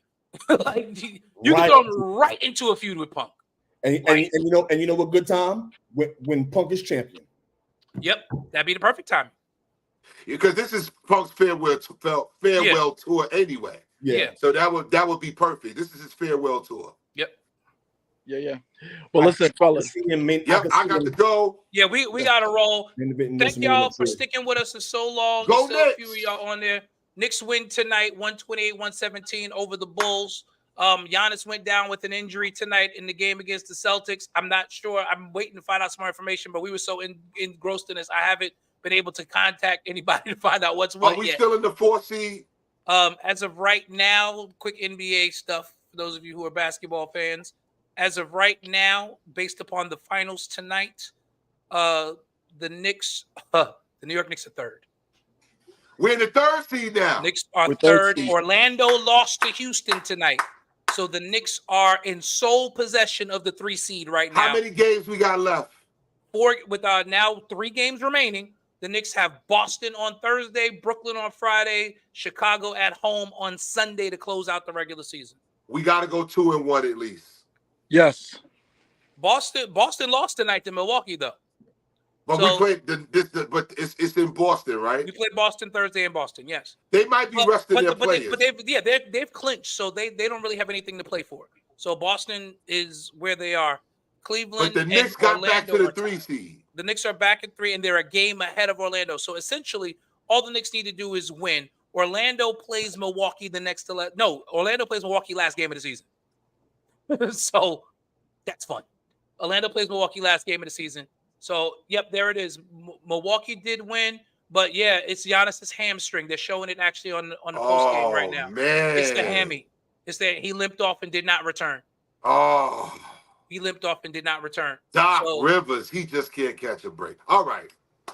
But Miami did win tonight. The Knicks win actually clinches them not falling out of the top 6, so they will not be a play-in team. That's good. So, yeah, right now, as it currently stands, the Knicks will get the Indiana Pacers in the first round if everything holds the way it is right now. That's a tough matchup. That'll be a fun first round series, especially without Julius Randle, because Indiana's got a lot of size. But the Knicks are going to slow the game down, and Indiana's been a run and gun team all year long, which is why they've been successful. We all know that changes in the playoffs. Right. Let's see what Halliburton does in a half-court set. Yeah. He's not going to get those looks that he got early on. Yeah, but this was great tonight. Join us next Tuesday night for Church God Sports. We'll have some thoughts on Raw. We'll have some thoughts on the Knicks. Baseball season is kicked off. The Yankees is it now 10-2? Let me check. Because they were 9-2 going into tonight, and they were winning it last I checked. Yep, they did beat the Marlins again today. The Yankees are 10-2. Mets have gotten off to a slow start. So we got a lot to talk about. It's the Church God Sports Show. I know we got stuck on talking about the Knicks a lot, but y'all have a great night, everyone. See you next Tuesday. Hassan Hawkins, Q the Prophet, Dre Rumble, Bishop L, and of course, me and Bishop J Mac. Thank you. We appreciate you. Rick Mayfield, appreciate you all. Have a great night, everyone.